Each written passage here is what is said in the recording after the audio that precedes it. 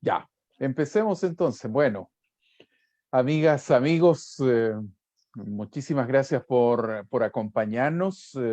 Yo solamente voy a dar un saludo inicial, luego el colega Juan Chilling va a hacer la presentación de quienes nos acompañan y solamente quiero agradecer a quienes nos van a contar sus experiencias en un momento más de lo que está ocurriendo en Colombia con una serie de situaciones que nosotros estamos conociendo aquí en Chile, pero que requerimos de una mayor contextualización, también de conocer las opiniones de nuestros colegas periodistas, de cómo están viviendo este proceso, esta crisis.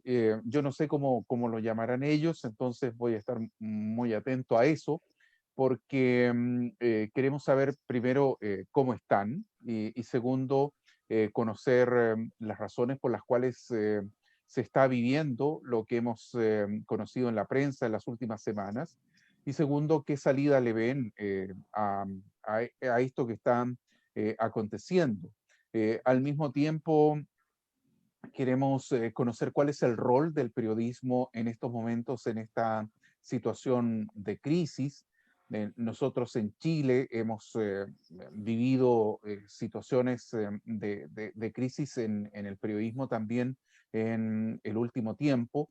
Una de las cosas, yo no sé, Juan, si te habrá llamado la atención a ti en su momento, en cómo nos replanteamos el rol de la prensa a partir de las críticas que recibíamos también de la calle, es decir, de la gente cuando empieza a decir, sobre todo a los medios de comunicación más tradicionales y de la capital, aquí de Santiago, ¿no es cierto? Cuando la gente empieza también a protestar contra la prensa con el lema digan la verdad.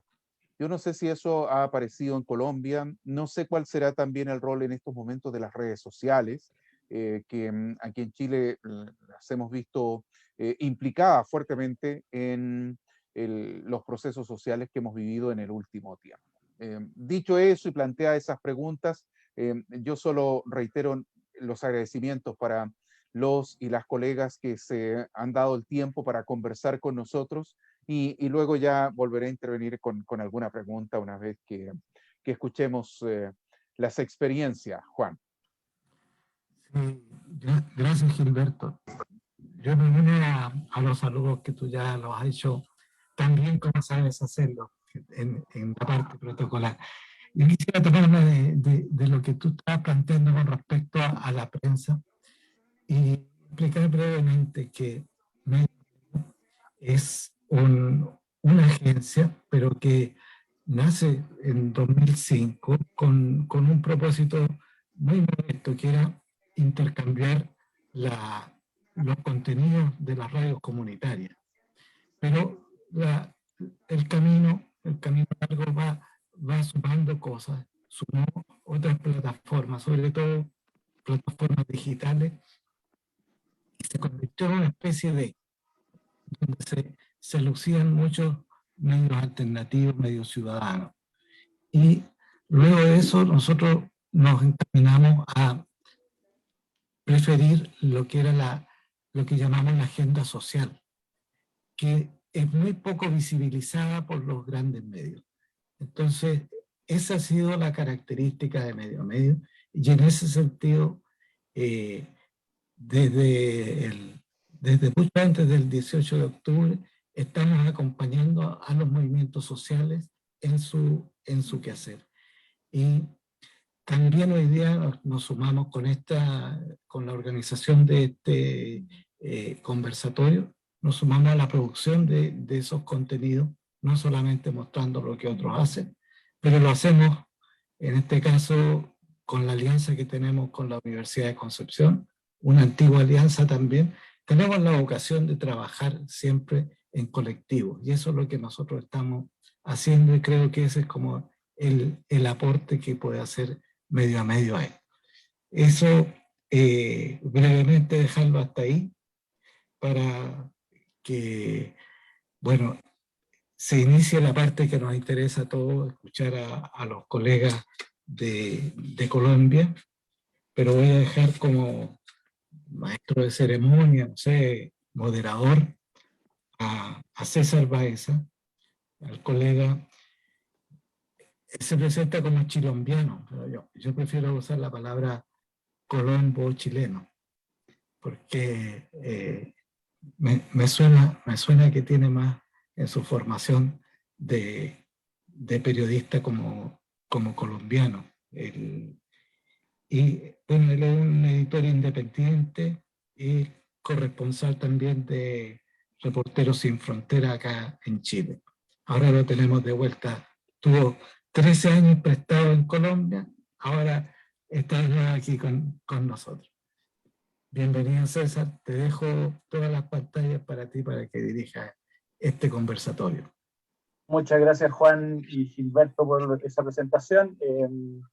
Yo me siento chilombiano, la verdad, porque es como una fusión de lo que uno es, y uno es de donde está el corazón también. Y gran parte, como bien decía Juan, de mi formación está en Colombia, sobre todo en la parte profesional, y bueno, los afectos son los que mandan. Y bueno, afortunadamente, a propósito de los afectos, aquí hay 4 personas, 4 colegas que nos acompañan. A Óscar Parra lo conocí a través de un par de amigos y para mí también maestros en algún sentido como periodista, que me sugirieron que conociera Rutas del Conflicto para poder ir leyendo un poco más de lo que está pasando en Colombia. Él es Óscar Parra, empecé por la última persona que conocí, que es docente de la Universidad del Rosario y director del medio Rutas del Conflicto, que es un portal que sigue el rastro del conflicto armado en Colombia y que crece cada día más en credibilidad desde hace unos años, haciendo este proyecto ha llegado a las regiones colombianas golpeadas por la violencia para contar la historia de la guerra desde la voz de las sobrevivientes y en particular mezclando formatos para llegar a las audiencias. También tenemos aquí a Dora Montero, presidenta del Consejo de Redacción, que es una asociación de periodistas cuyo principal objetivo es promover el periodismo de investigación y trabajan con enfoque en las regiones, y es miembro del equipo de Colombia Check, es un proyecto que es como asociado precisamente al Consejo de Redacción, y que consiste en una plataforma digital abierta, colaborativa, en la cual se publican artículos basados en la técnica de la comprobación de hechos y de datos. Fabiola León Posada, también grande en afectos, bueno, tengo que decir que todas las personas que tengo que mencionar ahora tienen, así como Dora, también tenemos una historia por ahí en común, a propósito de los 13 años que estuve allá. Y Fabiola León es corresponsal en Colombia de Reporteros Sin Fronteras, es docente universitario y también es la actual coordinadora de comunicaciones de la organización indígena Acu Badaura. Y Juan Gonzalo Betancourt, que desde que fue cofundador del periódico 15 La Ciudad Vive, en la Universidad Autónoma de Bucaramanga, en donde tuve la fortuna de trabajar junto a él, de aprender de él, ha impulsado el rigor periodístico en diversos medios universitarios. Ya tenía una historia en medios de comunicación y periódicos en Colombia, antes de que nos conociéramos allá en Bucaramanga. Él ha sido coordinador de la carrera de periodismo en su Medellín natal y ahora se dedica más que todo a la docencia, pero sigue con el mundo de los medios universitarios y formando grandes generaciones de periodistas en Colombia. Y cuyo principal defecto es que es un gran amigo y hermano de la vida mía. Así que ahí lo dejamos en pantalla, por favor, para que prendan sus cámaras, y bienvenidos y bienvenidas cada uno y cada una a esta conversación, y agradecidísimos de que hayan aceptado esta invitación. Empecemos como por Dora, luego Fabi, para que hagan un saludito inicial. Después le pedimos a Óscar y a Juan Gonzalo, para que lo hagamos en ese orden y para que saludemos y ya entremos en materia. Vale, muchas gracias, César, por la invitación a la universidad y sobre todo por invitarnos y por abrir este espacio para conocer y reconocer un poco lo que está pasando en este momento en Colombia.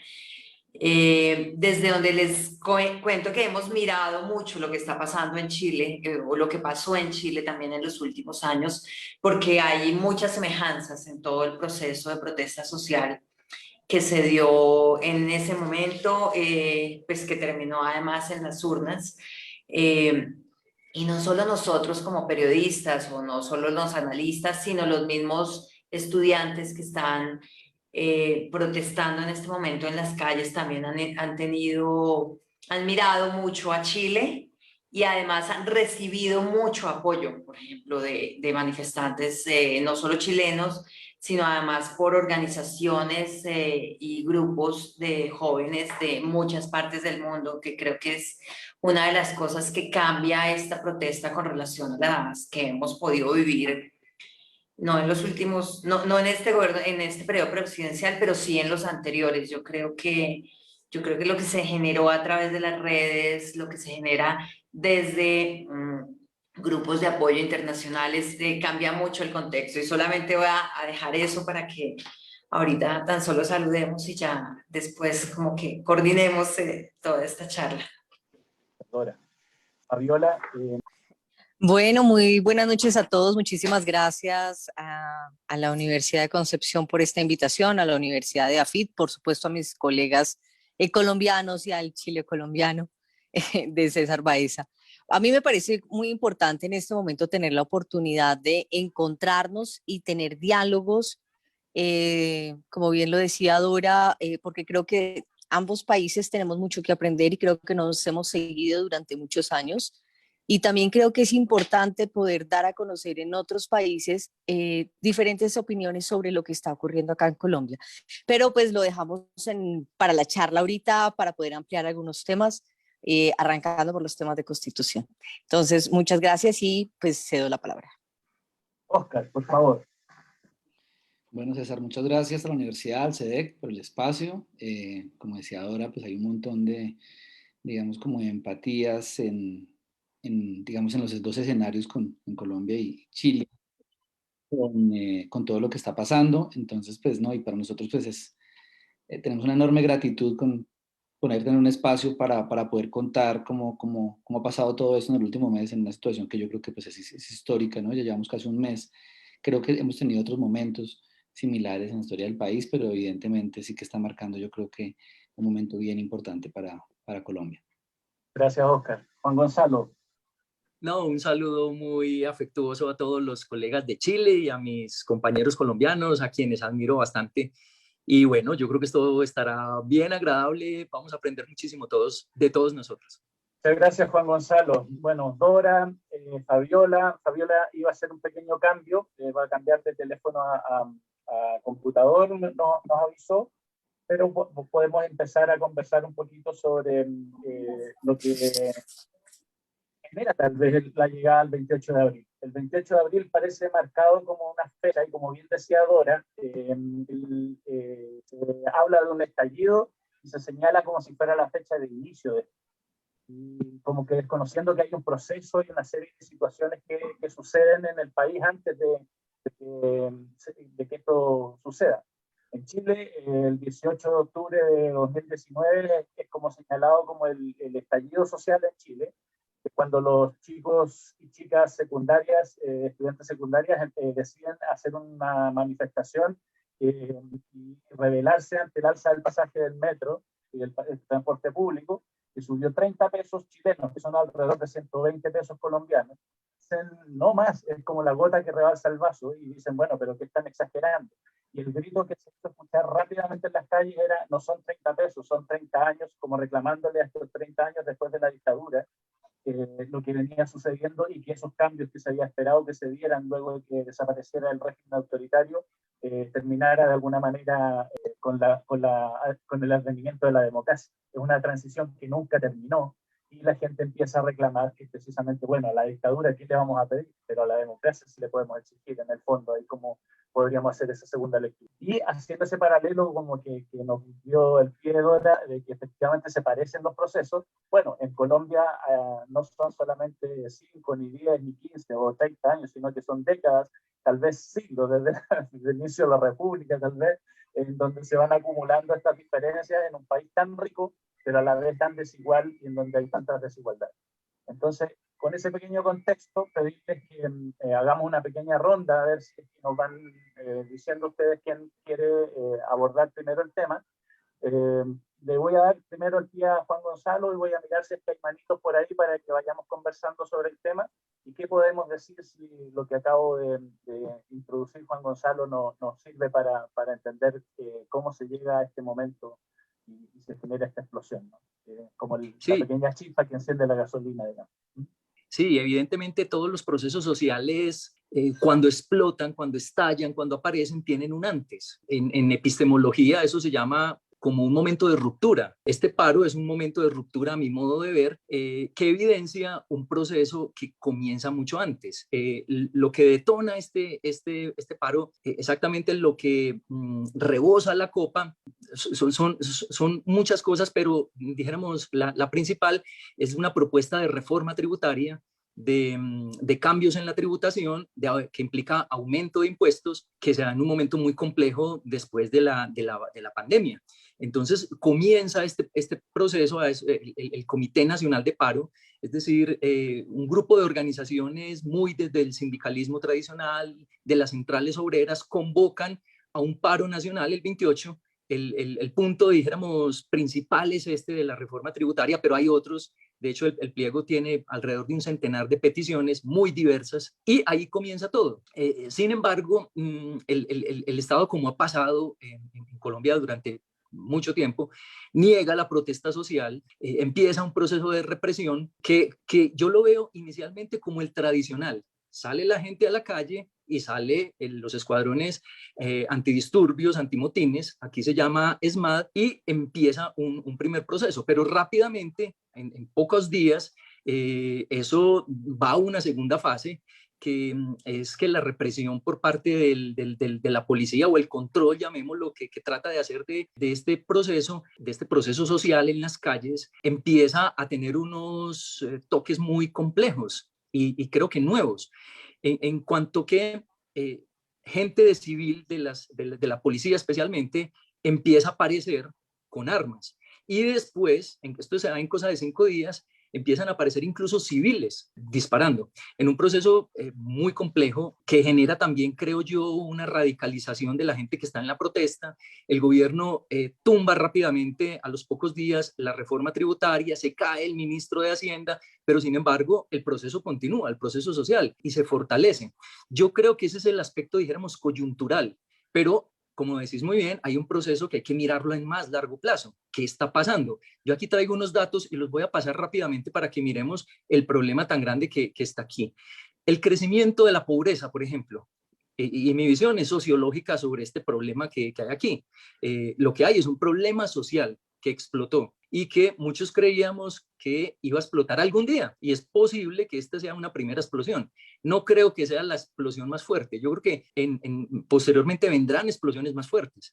Pero mire, por ejemplo, estos datos son del 6 de mayo pasado del DANE, que es el Departamento Nacional de Estadística de Colombia, es decir, la entidad del gobierno nacional que maneja las estadísticas oficiales para el país. Y dice que entre 2019 y 2020, todavía no están los datos de 2021, aumentó la pobreza. Entonces, los pobres aumentaron de 35% a 42%. Y la gente que está en una condición vulnerable, es decir, que podría caer en la pobreza, podría ascender, pero sobre todo podría caer, son el 30%. Es decir, si sumamos, tenemos un 73% de la población colombiana entre pobre y vulnerable. Eso es una situación, eso es una bomba de tiempo. Solo el 25% es de la clase media y el 1.7%, incluso la clase alta, disminuyó en un año 5 puntos. Perdón, disminuyó de 2.2 a 1.7%. Entonces es un primer problema. Otro problema, dijéramos, estructural grande, la inequidad. El Índice de Desarrollo Regional para Latinoamérica ubicó a Colombia como el país más desigual del continente. ¿Eso qué significa? Que hay un desequilibrio entre las distintas regiones del país. Eso mismo lo ve uno en las ciudades colombianas, en todas. Uno ve unos barrios absolutamente ricos, eso parece Beverly Hills, y otros barrios de una pobreza muy grande. Entonces esos desequilibrios explican también, a mi modo de ver, esa explosión social, que es lo que está pasando. Otro problema que reclama mucho la gente, de la cual se cansó, y creo que esta manifestación es el hastío de todo esto, el problema de la corrupción. El 29 de enero de este año, el noticiero CMI, estoy citando fuentes, dijéramos, medios periodísticos tradicionales, prensa de referencia, señaló que el Contralor General de la República situó en 50 billones lo que se pierde por corrupción, seguramente también por mala gestión en Colombia. Es decir, el 17% del presupuesto colombiano, 17%, se pierde en corrupción. Eso a la gente lo tiene hasta acá, que estén robando o que estén empleando mal los dineros públicos. Según Transparencia Internacional, Colombia es el país número 92 del mundo en corrupción. Entonces, estos son temas de fondo. Ahí a eso hay que sumarle la pandemia. La pandemia lo que hizo fue agravar esta situación. En la pandemia, dice el periódico Portafolio, otro periódico de referencia, se perdieron 2.4 millones de puestos de trabajo. 2.4 millones de puestos de trabajo. En buena medida, la gente en la calle está reclamando, oiga, ¿qué va a pasar con todos nosotros? ¿Cierto? A eso sumémosle entonces un sistema político que algunos han denominado desde la teoría política una democracia restringida. Otros dicen, nosotros tenemos una democracia real. Somos en el siglo XX, Colombia fue de los pocos países que no tuvo dictadura, solo tuvo una por a mitad del siglo, que la puso los partidos tradicionales y después los propios partidos tradicionales bajaron al dictador, 5 o 6 años nomás. Entonces parecía una democracia perfecta, pero no lo era. Era una democracia desde el punto de vista real, sí, de ir a las urnas, funcionaba muy bien, pero formal, perdón, pero realmente no lo era. Sumémosle el desprestigio de la clase política, haber salido de un conflicto desde hace 50 años solo con un actor armado, pero con muchos problemas también de seguridad. El autoritarismo de este gobierno, no sé, la irrupción en estas marchas de nuevos sectores sociales, los trans, por ejemplo, artistas, ambientalistas, un montón de actores sociales que están apareciendo y usted mezcla todo eso con promesas incumplidas, con violencia policial muy fuerte hace unos meses en protestas ciudadanas también, y lo que tiene es un polvorín que yo creo que, repito, empezó a estallar, no ha estallado como uno creería, y ahí es un caldo de cultivo de inconformidad social que hay que atenderlo socialmente, no policialmente, a mi modo de ver. Yo voy a interrumpir un segundito, Juan Gonzalo, muchas gracias, un gran contexto. A ver si Fabiola o Dora, a que alce la mano primero, comenta un poquitito y déjanos varios datos de los que nos estás dando, porque está muy interesante lo que nos propone Juan. A ver si complementamos más adelante en parte de la conversación, porque ya estás entrando al momento actual. A lo mejor algo que aportar, acotar, Fabiola o Dora. Sí, yo quisiera, pues creo que hay varias cosas a las cifras que nos estaba mostrando Juan Gonzalo. Hay una cifra que salió hoy precisamente de una entidad del gobierno sobre el tema de la informalidad en Colombia, del empleo informal. Y pues es la mitad de la población colombiana que está en condiciones de informalidad. Entonces, para que a los datos de Juan Gonzalo le sumemos la manera como estamos viviendo, las formas que tenemos para podernos hacer a las cosas normales, como puede ser comer, como puede ser pagar un arriendo. El problema efectivamente ha sido la inequidad del país. El problema no es tanto la pobreza, sino efectivamente el problema de la desigualdad que se vive. Aquí la concentración de la tierra es demasiado fuerte, sigue siendo muy representativo precisamente el problema de la concentración de la tierra, que no da la posibilidad de ampliarse a otro. Y la concentración de la tierra la traigo para poder hablar de algo que me parece fundamental, y es el tema de los acuerdos de paz. El incumplimiento en los acuerdos de paz es clave en mucho de esto que está pasando, porque si bien éramos también conocidos como el país de la guerrilla más larga de Latinoamérica, pues la esperanza que se genera con los acuerdos de paz es muy alta. Infortunadamente, pues no, la implementación de los acuerdos no llega a un 20% realmente. Entonces, es parte de lo que... Juan Gonzalo está ladrando. Sí. Juan Gonzalo, por favor, no ladres tan fuerte. Las cosas que uno... El tema de la virtualidad en casa. Ahora yo soy niño, ahora grita el otro. Gracias, Pablo. Entonces, el tema de del no cumplimiento de los acuerdos de paz que pasa efectivamente por, de pronto, sobre todo para algunas personas en Colombia que no leyeron los acuerdos y para muchas personas también en Chile que no necesariamente tenían que saber de los acuerdos, pues el primer punto era precisamente tratar de hacer una redistribución de la tierra y eso pasa también por una redistribución de las riquezas, que esas son cosas que a veces no nos pensamos y más adelante las conversamos en términos de medios. El segundo punto tenía que ver con la participación política. En eso también Juan Gonzalo daba algunos ejemplos de lo cerrado que sigue siendo aquí el tema de la participación. El tema de poder haber agotado como la otra cantidad de actores armados que se presentan en el país, que tampoco hubo presencia institucional, incluso el mismo proceso de reinserción. Entonces, yo creo que cualquier persona, incluso la guerrilla del ELN, pues obviamente es histórico en Colombia que cuando se llega a un acuerdo de paz, lo primero que ocurre es que empiezan a asesinar a aquellos que firmaron la paz. Entonces, el alto crecimiento de asesinatos también a líderes sociales y defensores de derechos humanos. Entonces, es un cúmulo efectivamente y hay dos, también como para complementar un poco la presentación de Juan, el estallido de 2019, que es un estallido que se da más por el sector estudiantil, el estallido que se da en 2020, y efectivamente pues que está en este momento. Sin embargo, yo diría que no es solamente un asunto de los sindicatos o como de la vieja clase de organización social o sindical que existía en Colombia, sino que empiezan a emerger otra cantidad de formas de organización que no estaban en Colombia, no de esta manera, no visiblemente. Entonces son otros elementos para tener en cuenta y voy a cerrar con esto. Mientras Chile estaba precisamente peleando o hablando de cambiar su constitución, el tema en Colombia es que estamos tratando de que se cumpla la constitución colombiana. Entonces, una constitución que habla de un Estado social de derecho, con todo lo que acabamos de mostrar, pues no cumple con un Estado social, no cumple con un gobierno que realmente esté pensando en la ciudadanía. Nos parecemos, pero infortunadamente Colombia sigue peleando para que cumplan con la Constitución colombiana. Lo dejo por ahí. Muchas gracias, Fabiola. Hay una abrebocas también para otro tema que vamos a abordar un ratito más.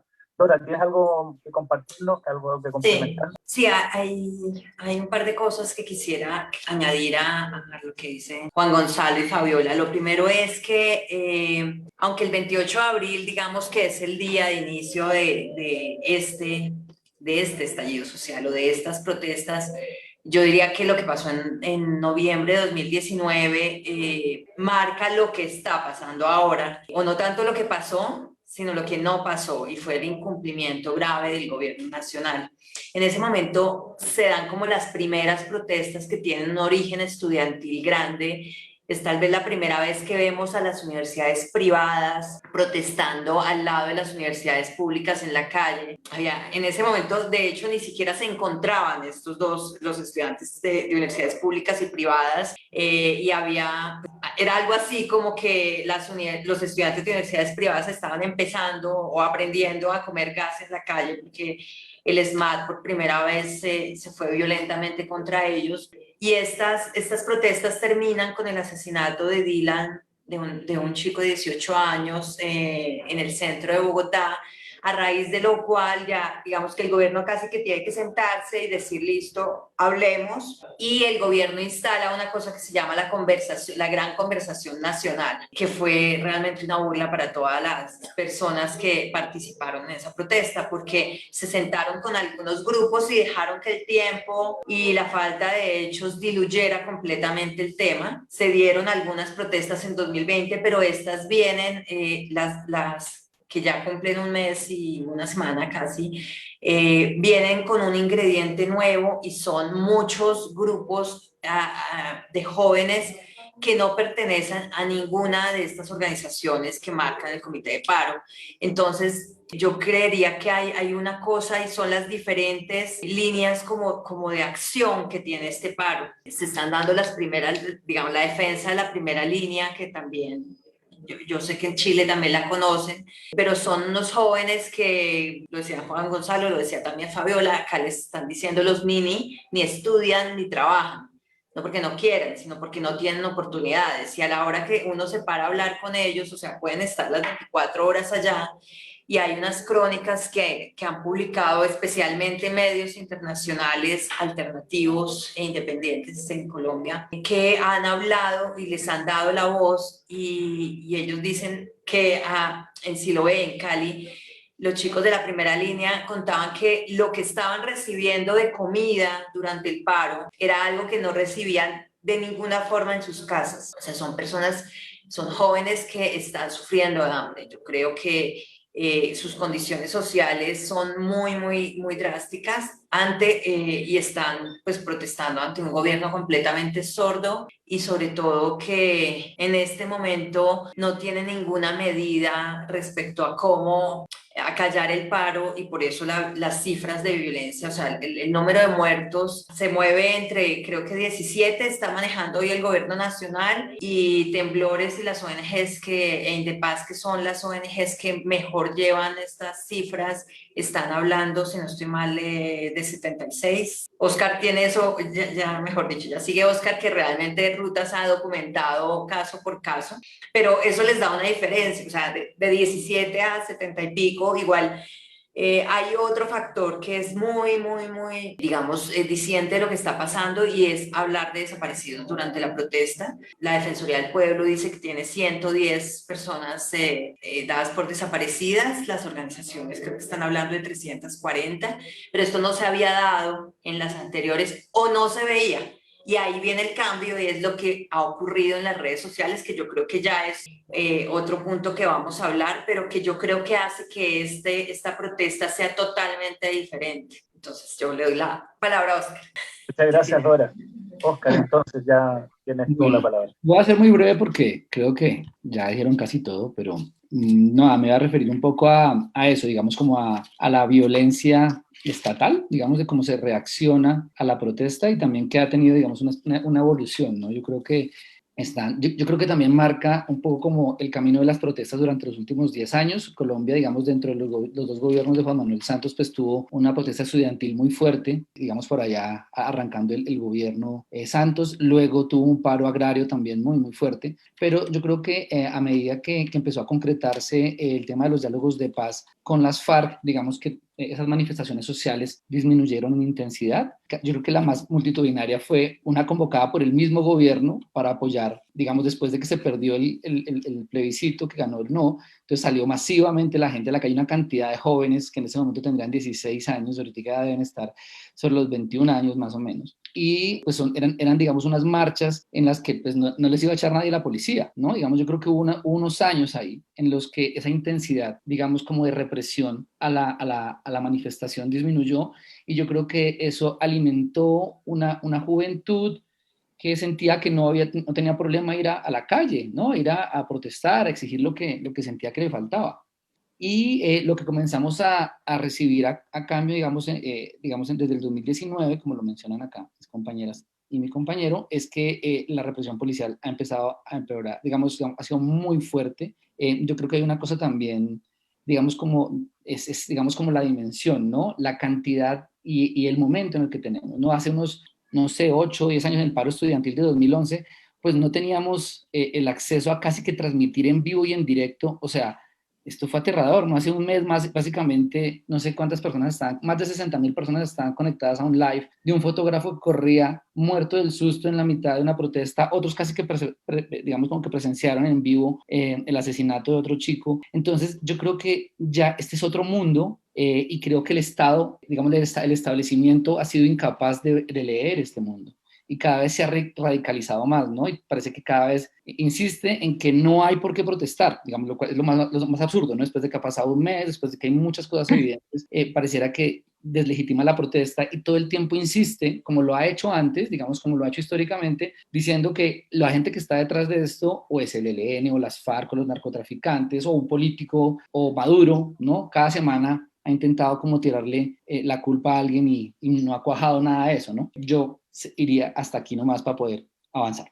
Muchísimas gracias, Oscar. Aviso, por ahí me avisan por interno que en la conexión del Facebook nos pueden ir dejando preguntas. Sé que hay gente conectada en la página de SEDEC y también en la página de Agencia Medio a Medio, la que nos está ayudando en la convocatoria, ¿cierto? En conjunto con la Universidad de Concepción. Bueno, eso es parte del contexto. Tal vez alguna o alguno de ustedes que nos pueda decir qué fechas son determinantes para entender lo que sucede hoy en Colombia.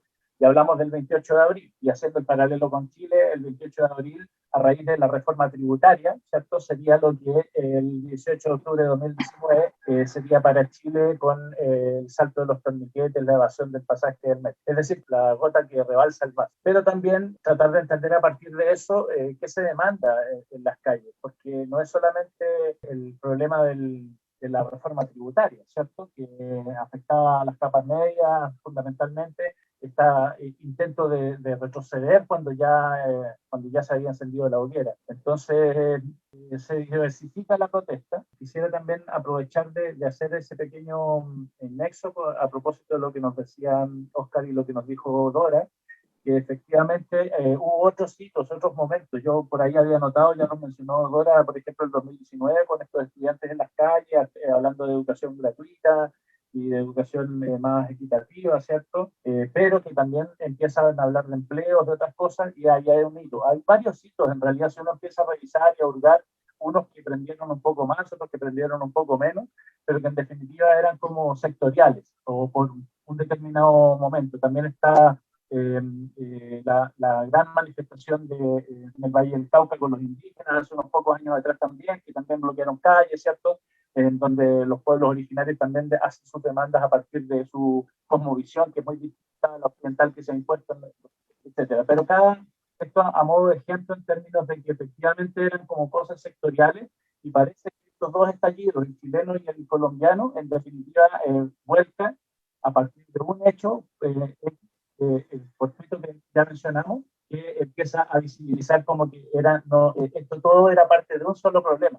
Eran como las pintas de un sarampión, una enfermedad más profunda que había que atacar, y no solamente cada cosa por separado, social y políticamente, ¿cierto? Que especializarte en algo y perder la visión de conjunto. En definitiva, estas todas pintas de un mismo sarampión, estábamos atacándola con maquillaje, pero no estábamos tomando los antibióticos para atacar la enfermedad. Tal vez es, ¿cómo lo ven ustedes? ¿Cómo se ha ido visibilizando que efectivamente este es un problema más de fondo, y qué es lo que está pidiendo la gente en las calles, ¿no? Porque también ya lo decía Juan Gonzalo, que no solamente se trata ¿cómo se llama?, de un comité del paro que a lo mejor fue el que convocó a este paro el 28 de abril, pero mucha gente no se siente especialmente representado por ellos. O sea, es como que con quién negocio, la institucionalidad, y la institucionalidad tampoco cede. La única forma de manifestarse ha sido la represión. Con eso me quedo como para abrir un poquitito, para picar un poquitito en la lengua de ustedes y a ver si le encuentran sentido a esto que se está viendo en Colombia. ¿Cómo lo explicamos, digamos? ¿Cómo lo podemos ir entendiendo? Empecemos por Oscar, que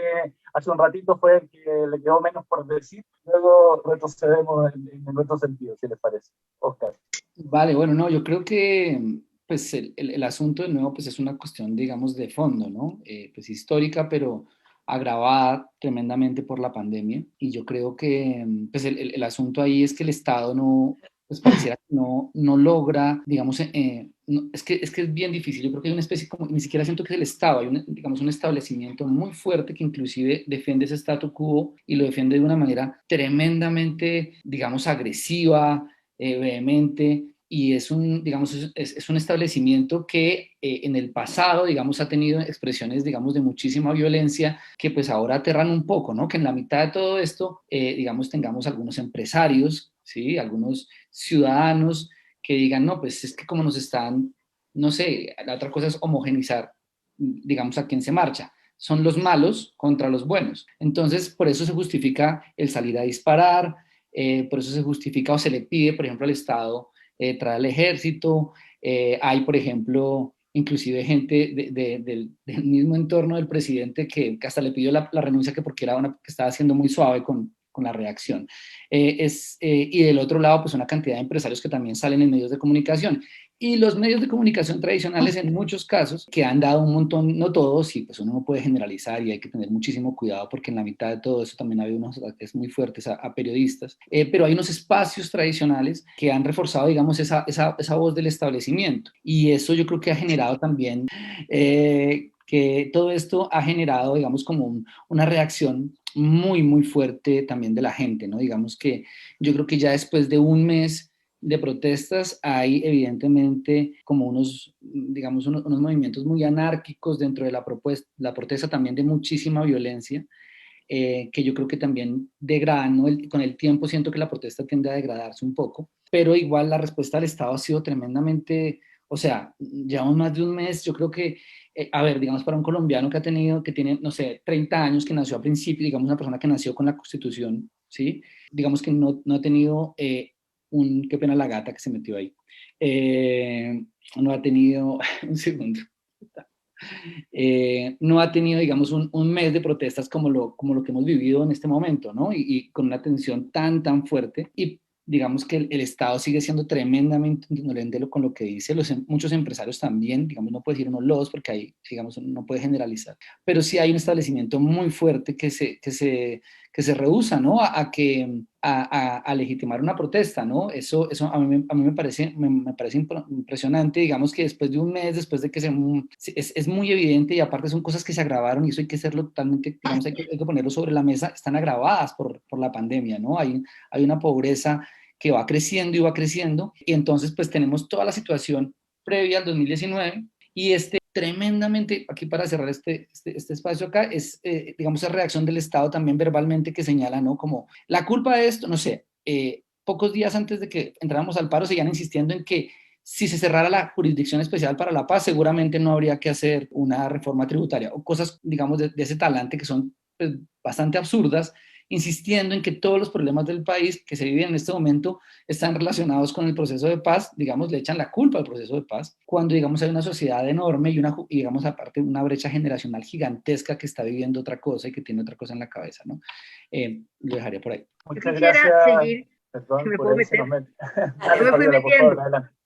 Adelante. Ya me fui metiendo porque estaba pensando precisamente como en las equivocaciones que hemos tenido en Colombia y que tienen que ver con seguir un poco la senda chilena. O sea, Colombia copió varios modelos de Chile, como fue precisamente el modelo de pensión, el modelo de salud, y entonces a uno le suena absurdo que después de que la ciudadanía chilena, la sociedad chilena, ha dicho que efectivamente no funciona, lo ha pagado con creces, salen los estallidos y Colombia dice, es por ahí, ese es el camino. El modelo económico que tiene Chile es el que tenemos que seguir.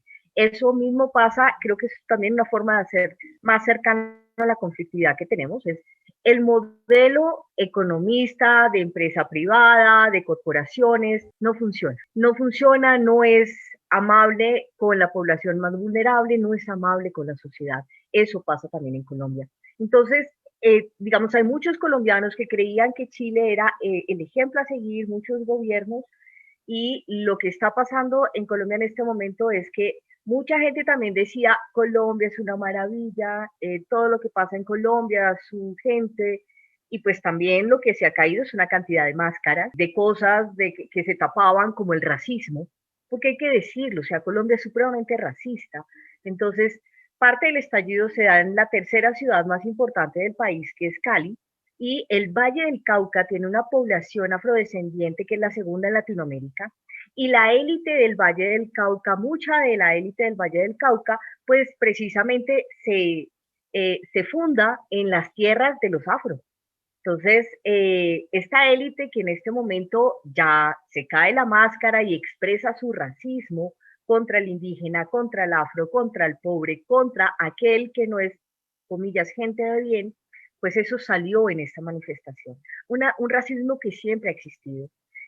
En el tema, por ejemplo, de los indígenas, la lucha que ha tenido aquí los pueblos indígenas, Colombia tiene 115 pueblos indígenas, y siempre, algunos de los políticos han hablado, y muchas de las personas de la élite consideran que la tierra que se le ha dado a la población indígena es muchísima. Entonces, que ellos son, con lo que les den, ahí tienen, o sea, ahí les sobra. Y realmente si uno se entra y mira qué es lo que pasa, en Colombia existen menos de 2 millones de indígenas. Estos están efectivamente en las zonas más apartadas, en los páramos, en las zonas que son de reserva, no son tierras para enriquecerse, son tierras precisamente para cuidar el tema del medio ambiente. Pero también lo que se vio en esta protesta fue ese racismo, fue la estigmatización contra el indígena, fue decir que el indígena no tenía por qué desplazarse a lo largo del territorio nacional porque ellos tenían sus resguardos. Y esto es también una idea muy colonialista y que pasa también mucho en Chile con todo el tema mapuche. Cómo crean estos falsos procesos judiciales, que eso ha pasado con los líderes mapuche, pues pasa aquí también con los líderes indígenas y es parte del racismo que existe en Colombia. Entonces, esto que venía hablando Oscar, ¿por qué se da y en qué está peleando la gente? Pues realmente la mayoría de la población, somos todos estos, la mayoría de la población se cansó de que ese grupo tan chiquito nunca permita hacer nada más. Un ejemplo, y con este termino, el caso del ministro de Justicia. Precisamente cuando empieza, la Constitución tiene un arma importante, que es precisamente poderlo sacar del cargo por votación del Congreso. Pero ¿qué pasó? Que estas élites políticas que nunca han querido salir, que hacen parte de la corrupción, de las mafias, de todo esto, estas élites votaron en contra de que lo sacaran. Y las cifras están, las evidencias están, no se permitió hablar a las víctimas. Esto es una muestra clara de por qué no se aplica la Constitución en Colombia, de cómo terminan manipulando las herramientas que tiene la Constitución para tratar efectivamente de hacer cumplir o de validar un derecho humano, un derecho social, un tema colectivo.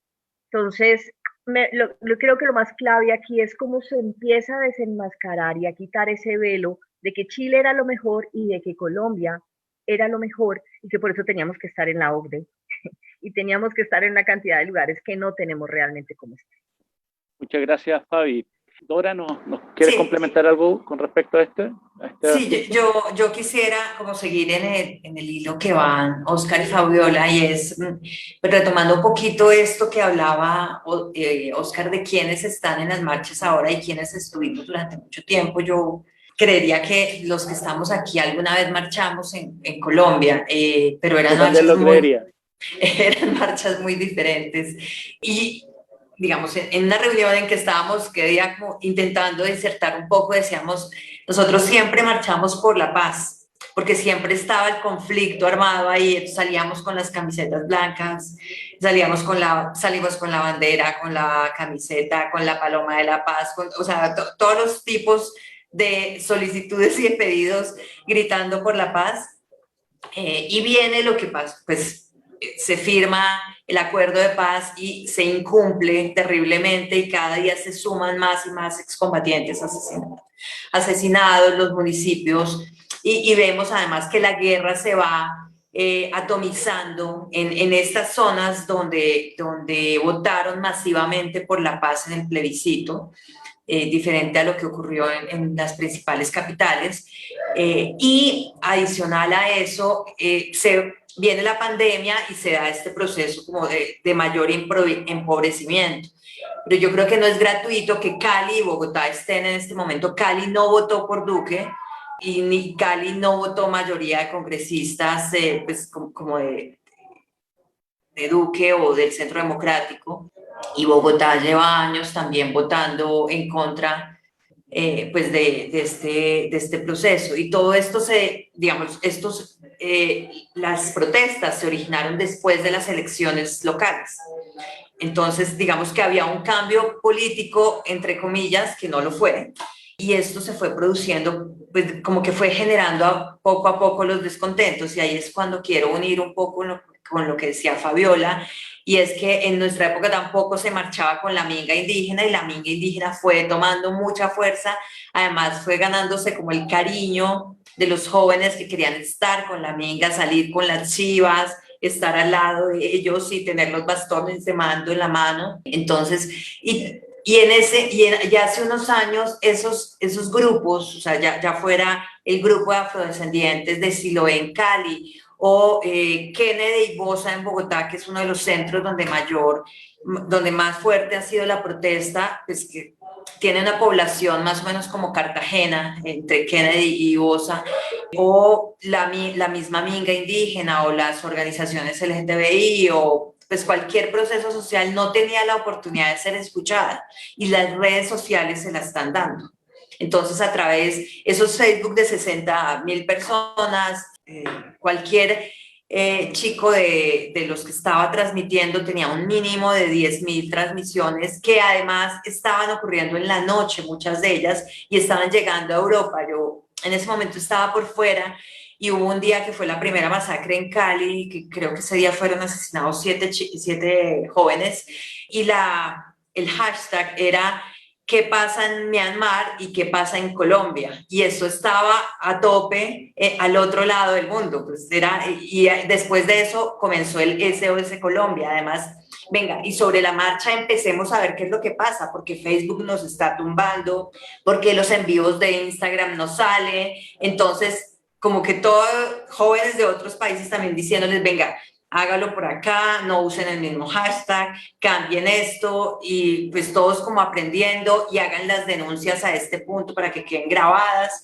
Entonces ha sido posible eso, unido a la publicación de casos ciertos, pues de asesinatos, pues hubo asesinatos que prácticamente se transmitieron en vivo, hubo momentos durísimos que han probado la brutalidad policial, pero también al lado se ha generado una desinformación y una lucha de desinformación grandísima. Entonces empezaron con los falsos en vivos, una estrategia clara para evitar que los jóvenes lograran mostrar lo que estaba pasando, o bueno, los jóvenes o quien estuviera protestando o quien pudiera documentar un hecho que estaba pasando en tiempo real. También hay una cantidad de audios muy terroristas que están moviéndose por WhatsApp de lo que puede pasar, de la gasolina no está llegando a tal lado, de la protesta. Entonces, buscar deslegitimar la protesta a través de las redes sociales, de la desinformación. O sea, digamos que ahí hay como otro conflicto que es muy grande y que ha sido muy difícil de manejar. Unido a, tú lo tocabas al comienzo, César, y es este descontento bastante justo, creo yo, con los medios tradicionales, no todos, por supuesto, y no todos los periodistas sobre todo, pero pues sí digamos, hay un descontento grande y hubo una toma de posición, digamos, desde algunos de estos medios tradicionales, pues que no va con lo que el común del pueblo quiere. Entonces, pues, eso se está notando mucho también en qué leen, qué ven, hacia dónde llegan, un poquito eso. Gracias, Dora. Juanjo, ¿quieres complementar algo más relacionado con esto? Les aviso que estamos llegando, nos falta poquito para una hora de conversación, para ver si podemos ir a abarcar un par de temas más que son importantes para que podamos caer hacia el final también. Hay algunas preguntas relacionadas con los medios de comunicación. Nos están llegando las preguntas que se están haciendo a través de los chats, así que las vamos a transmitir. Pero cerramos un poquito con la idea que teníamos ahora y ahí vamos a dar una pequeña ronda de las preguntas que nos han estado llegando al chat. Juanjo, por favor. No, yo creo que hay buena ilustración. Cedo el turno para que avancemos. Bueno, una de las preguntas que nos convoca en términos del oficio, ya estamos entendiendo un poco mejor qué es lo que está pasando, o sea, es decir, que no se puede entender lo que sucede, pero sería que tratemos de abordar el tema de cómo ha respondido la institucionalidad. Ya se ha esbozado un poco que ha habido represión por parte del ESMAD. Siguiendo con este juego de hacer la comparación entre Chile y Colombia, bueno, el estallido social en Chile volvió a poner sobre el tapete. En realidad no es que hayan estado nunca afuera, sino que a las fuerzas especiales de carabineros, que son la policía uniformada chilena, ¿cierto?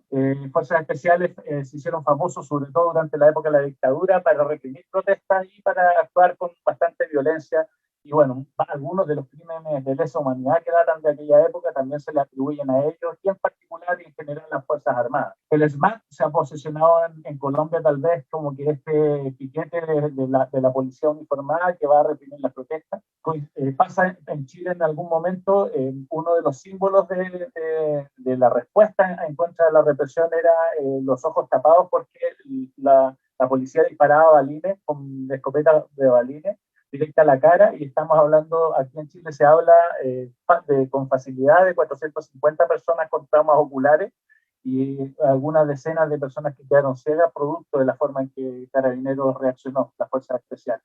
Con esa pequeña introducción de ese paralelo, decir que esa ha sido una de las respuestas institucionales, puesto que el mismo gobierno y la institucionalidad intentó, sobre todo en muchos momentos, respaldar que esa era la forma en que había que actuar, a pesar de que los protocolos mismos de los fabricantes, etcétera, decían que esas armas no se pueden disparar directamente ni por encima del pecho, digamos. Entonces, estaban actuando incluso en contra de los protocolos internos. Bueno, eso es una de las formas, la represión es una de las formas de actuar. Entonces, ¿cómo responde la institucionalidad? Pareciera que la institucionalidad no entiende que la protesta hoy en día no tiene una sola cara o que no apunta a una sola cosa. Que no pareciera que la gente en las calles demandara dignidad, y eso tiene que ver con muchas más cosas que solamente el dinero. O sea, como decía Fabiola, ha habido pobreza histórica. El mayor problema no es la pobreza, sino que la gran desigualdad, que unos pocos en definitiva generan una brecha tan inimaginable. No es lo que ha pasado en pandemia. Por ahí leí que había, después de la pandemia, el 42.5% de la población está bajo la línea de pobreza en Colombia, de 50 millones de habitantes. Bueno, de todos estos elementos, ¿cuál ha sido la respuesta, ya sea positiva o negativa, por parte de las instituciones a esto que está pasando en las calles? ¿Quién quiere lanzarse primero con este bocadillo? Juan. Bueno, no, inicialmente yo creo que el establecimiento no ha sabido entender, y Oscar lo decía muy bien, estas nuevas realidades. Incluso uno lo siente en un salón de clases. Una vez, una de las frases hace unos meses que más me impactó era de un estudiante que decía: profesor, ustedes no saben quiénes somos nosotros. Así nos dijeron en la universidad. Yo creo que el gobierno, el establecimiento no sabe quién está en las calles.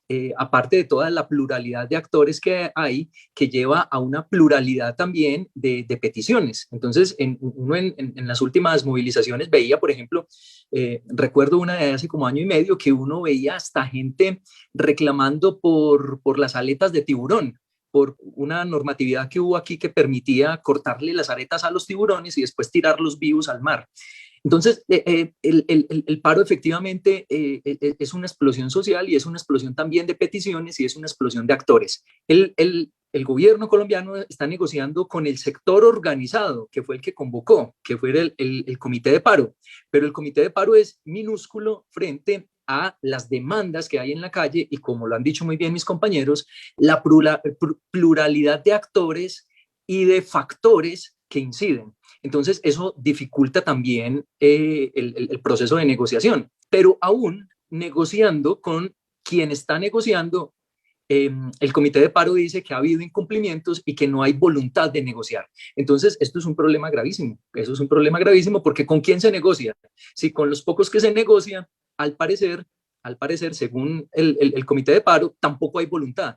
Entonces, esto parece una sin salida, donde lo más factible es la represión, y eso es combatir el fuego con más fuego, a mi modo de ver. Gracias, Juan. ¿Alguna de ustedes? Fabiola, gracias. Sí, dos cositas. Una, sumándole a Juan, en el 2019, cuando vino todo este tema de los jóvenes, creo que se recibieron, puede que me equivoque en la cifra, pero digamos 6.000 propuestas diferentes. Las incumplieron, y eso es parte de lo que pasa ahora. Con los pueblos indígenas, desde la Constitución del 91 a la fecha, el incumplimiento ha sido de 140 acuerdos, todos.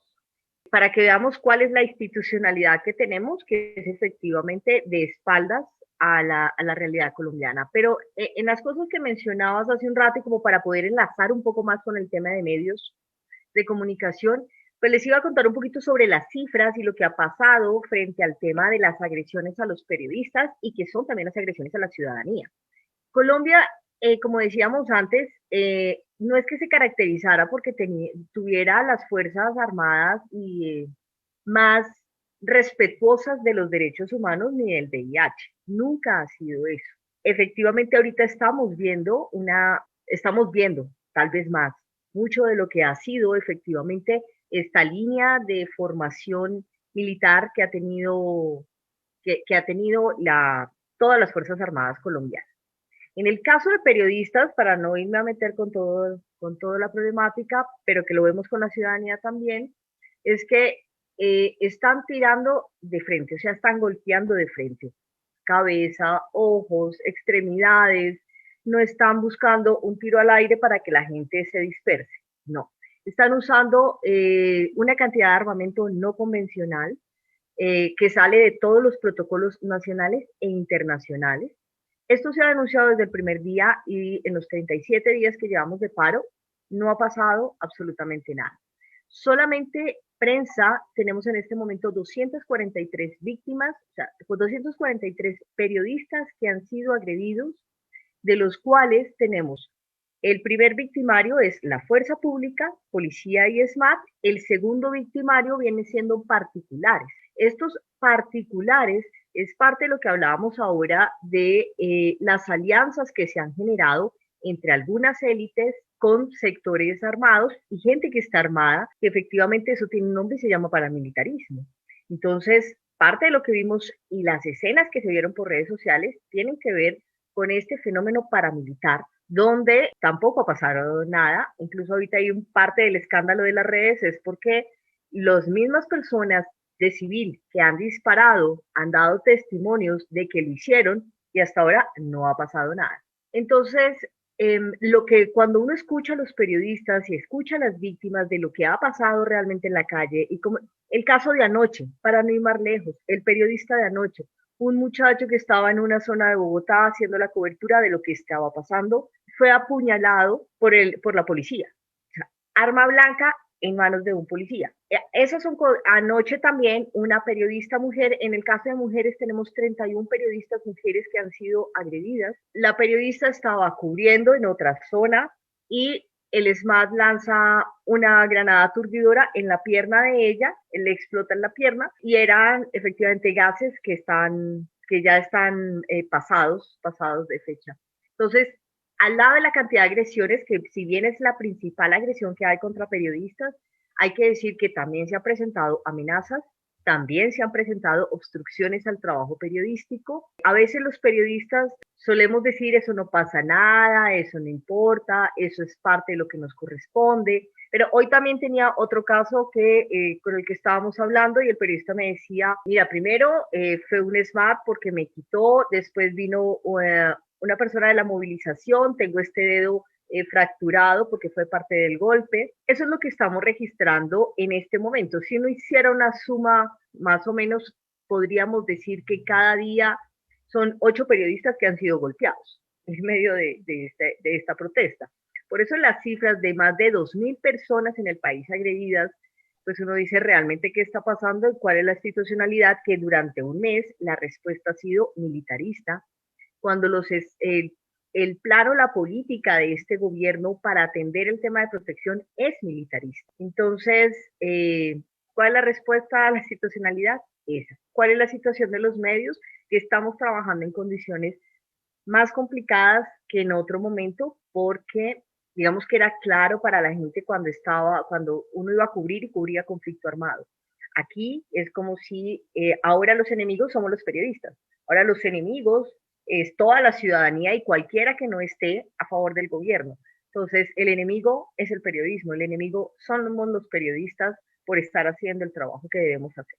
Gracias, Fabiola. Bueno, bastantes cosas que quedan pendientes, creo que con lo que nos están dando, nos vamos a saltar que no todos vienen siempre sobre el punto para que los y las colegas nos puedan complementar algunos otros temas y alcancemos a abarcar un poquito más. Tratar de que podamos abarcar otros temas porque es un abanico de cosas. Les voy a leer un comentario que nos llega a través del Facebook, que lo hace Daniel Cerda a propósito de lo que estaba diciendo Fabiola y el tema que viene ahora.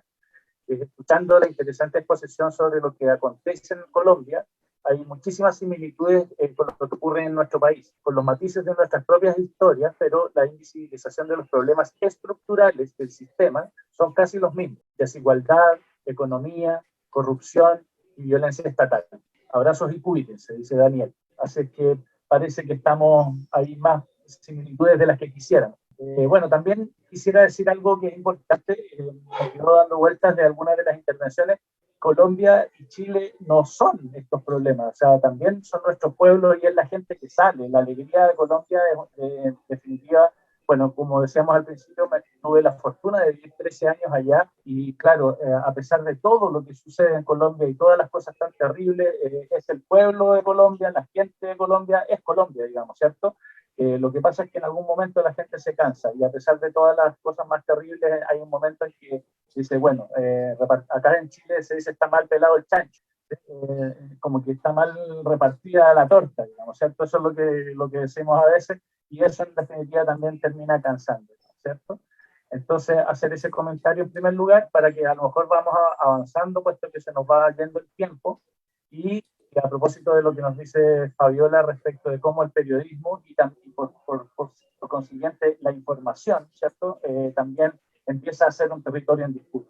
Y a propósito de eso, otra de las preguntas que nos aparece en el chat, y vamos a ir cayendo en cuenta, tenemos varias preguntas, así es que vamos a tratar de darle respuesta a todas. Nos preguntan, aquí en Chile surgieron algunos medios después del estallido del 18 de octubre. Hay uno que se llama Radio de la Dignidad, que queda ubicado en un apartamento, o departamento, decimos aquí en Chile, los departamentos en Colombia son las regiones para nosotros. Y los apartamentos de ustedes son nuestros departamentos.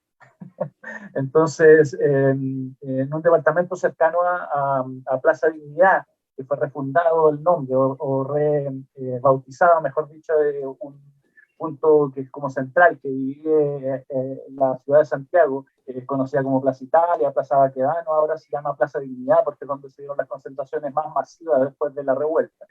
Y cercano a eso había un departamento que tenía vistas sobre esta plaza, en donde se concentraba, bueno, la concentración más grande de personas alrededor fue el 25 de octubre, es decir, 7 días después del estallido, ese viernes allá en Plaza Dignidad. Y surge, por ejemplo, Radio de la Dignidad, que es la que menciona la persona que nos pregunta a través del chat. Y en Colombia se han formado algunos medios alternativos al calor de esta lucha que se está dando en las calles. Algo parecido a esta Radio de la Dignidad, les contextualizaba para que entendieran a qué se refiere. Hay medios alternativos que a lo mejor existían desde antes, y por ejemplo que también han redireccionado alguna línea de intervención. Voy a empezar en este caso, en esta oportunidad con Oscar, a propósito de Rutas del Conflicto, que tiene un trabajo realizado precisamente con respecto a cómo se ha dado la historia o las historias que van subyaciendo para ir entendiendo qué sucede con el conflicto colombiano y cómo ustedes también han direccionado o han desarrollado una línea editorial o una parte en donde ya están empezando a explicar también lo que está sucediendo hoy en día. Cuéntanos a partir de Rutas del Conflicto, también si conocen algunos otros medios que han surgido ahora y cómo la gente también deja de creer en los medios tradicionales y empieza a creer más en estos medios alternativos más pequeños o que también representan una visión que no está representada en los medios tradicionales. Oscar, por favor. Yo creo que digamos eso también, este momento coincide con eso, ¿no? Con el descrédito de los grandes medios tradicionales. Digamos que hay un montón de información que circula en redes sociales en las noches, digamos, es agobiante lo que uno empieza a recibir en videos que se transmiten en vivo, información también falsa, pero la gente empezaba a consumir más, digamos, el estallido enorme del consumo de lo que ocurre en vivo casi por redes sociales. Digamos, ahora esto no es nuevo, no es una cosa que ha venido como construyéndose hace rato, pero yo sí creo que hay eso, también eso ha resultado en algo tremendamente peligroso porque, no sé, digamos, si hay un periodista de un medio tradicional en un entorno de estos, pues, o lo puede atacar alguien de la fuerza pública, como ha pasado muchísimas veces, o lo puede atacar alguien también, digamos, de los manifestantes, ¿no? Eso ha ocurrido, ¿no? Pero también yo creo que este es un espacio en el que, digamos, muchos medios pequeños han hecho un trabajo enorme, digamos, medios, ya ni siquiera digo nativos digitales, porque hay unos medios nativos digitales que ya son viejitos también. Yo creo que hay como unos medios recientes, muy, muy recientes, muy empáticos con lo que se pide, ¿no? Hay una discusión enorme si es que uno está haciendo activismo, periodismo o solamente periodismo, y hay una discusión grandísima que eso daría como para otras 2 horas. Pero aquí sí creo que hay un montón de medios pequeños que han tenido la oportunidad de hacer transmisiones en vivo. Hay unos que, por ejemplo, al generar esa empatía enorme y el estar, digamos, muy del lado de los manifestantes, generan, digamos, mucho fervor y audiencia, ¿no? El Canal 2 en Cali, y hay otros que han hecho también unos trabajos enormes, por ejemplo, a nivel, digamos, como de reconstrucción forense, que me parece, digamos, información que le aporta muchísimo al ciudadano sobre los hechos, ¿no? Porque como todo está en caliente, ¿no? Si se circula un video y la gente, digamos, la indignación es enorme y se alimenta con cada video, con cada fotografía que circula en la web. Entonces, el parar un momento y hacer, digamos, como estos estudios en detalle, no sé, 070 ha hecho un trabajo buenísimo, lo ha hecho también Cuestión Pública, digamos que ha estado súper activo, muy, muy fuerte noche tras noche, han construido bases de datos parecidas digamos, 070, por ejemplo, de la violencia en general, Cuestión Pública, un poco, digamos, digamos, como de víctimas de esa violencia desde septiembre del 2020. Nosotros en Rutas, digamos que, bueno, y otros colegas más, ¿no? Vorágine, bueno, se me quedan por fuera localmente, digamos, por ejemplo, en Pereira, brutal el trabajo que hizo La Cola de la Rata, o Baudó. Entonces yo creo que ahí, bueno, Colombia Check, que está ahora ahí, no me puedo, de verdad, aparte porque es que ayuda a chequear, digamos, más allá de ser lambón, porque estás ahí, lo siento por la palabra colombiana de lambón, pero evidentemente son, digamos, cosas tremendamente necesarias para este momento. O sea, la gente acude inclusive, ¿no? Pasa un video y la gente va y etiqueta, Colombia Check, cuénteme si esto es cierto o no. Entonces, digamos, creo que son unos medios que están en otra función, digamos, tienen una mirada muy, muy diferente a lo que podría dar digamos, los medios tradicionales. En Rutas nosotros, en la mitad de una cantidad de trabajo que tenemos ahora, pues hay que parar y hay que, digamos, como que actuar ante lo que está pasando. Y lo que armamos fue una base de datos de víctimas mortales desde el 28 de abril hasta la fecha. Y esto también, digamos, eso genera, digamos, unas discusiones internas muy fuertes, porque una cosa es reconstruir el pasado, ¿no?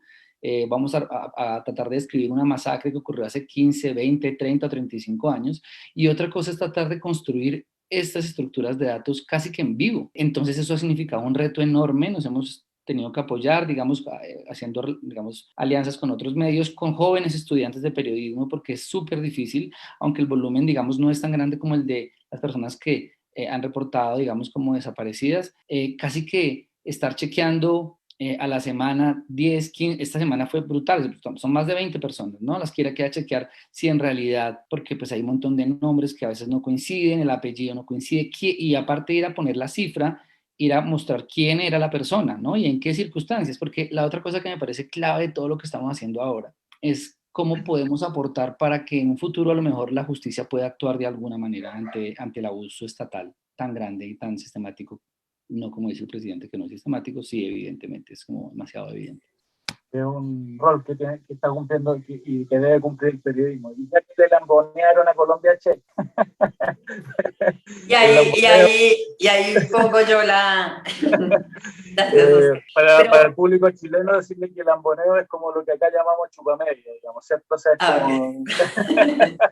para que se entienda, así que Dora queda con la palabra. Y además de lo que vas a complementar, te agrego un dato para que nos contestes también, relacionado con que lo que está amenazado no solamente son los y las periodistas, como nos reflejaba muy bien Fabiola hace unos minutos, sino que también el periodismo, la credibilidad. O sea, hoy en día un medio como Colombia Check chequea la veracidad de las noticias, digamos, ¿cierto?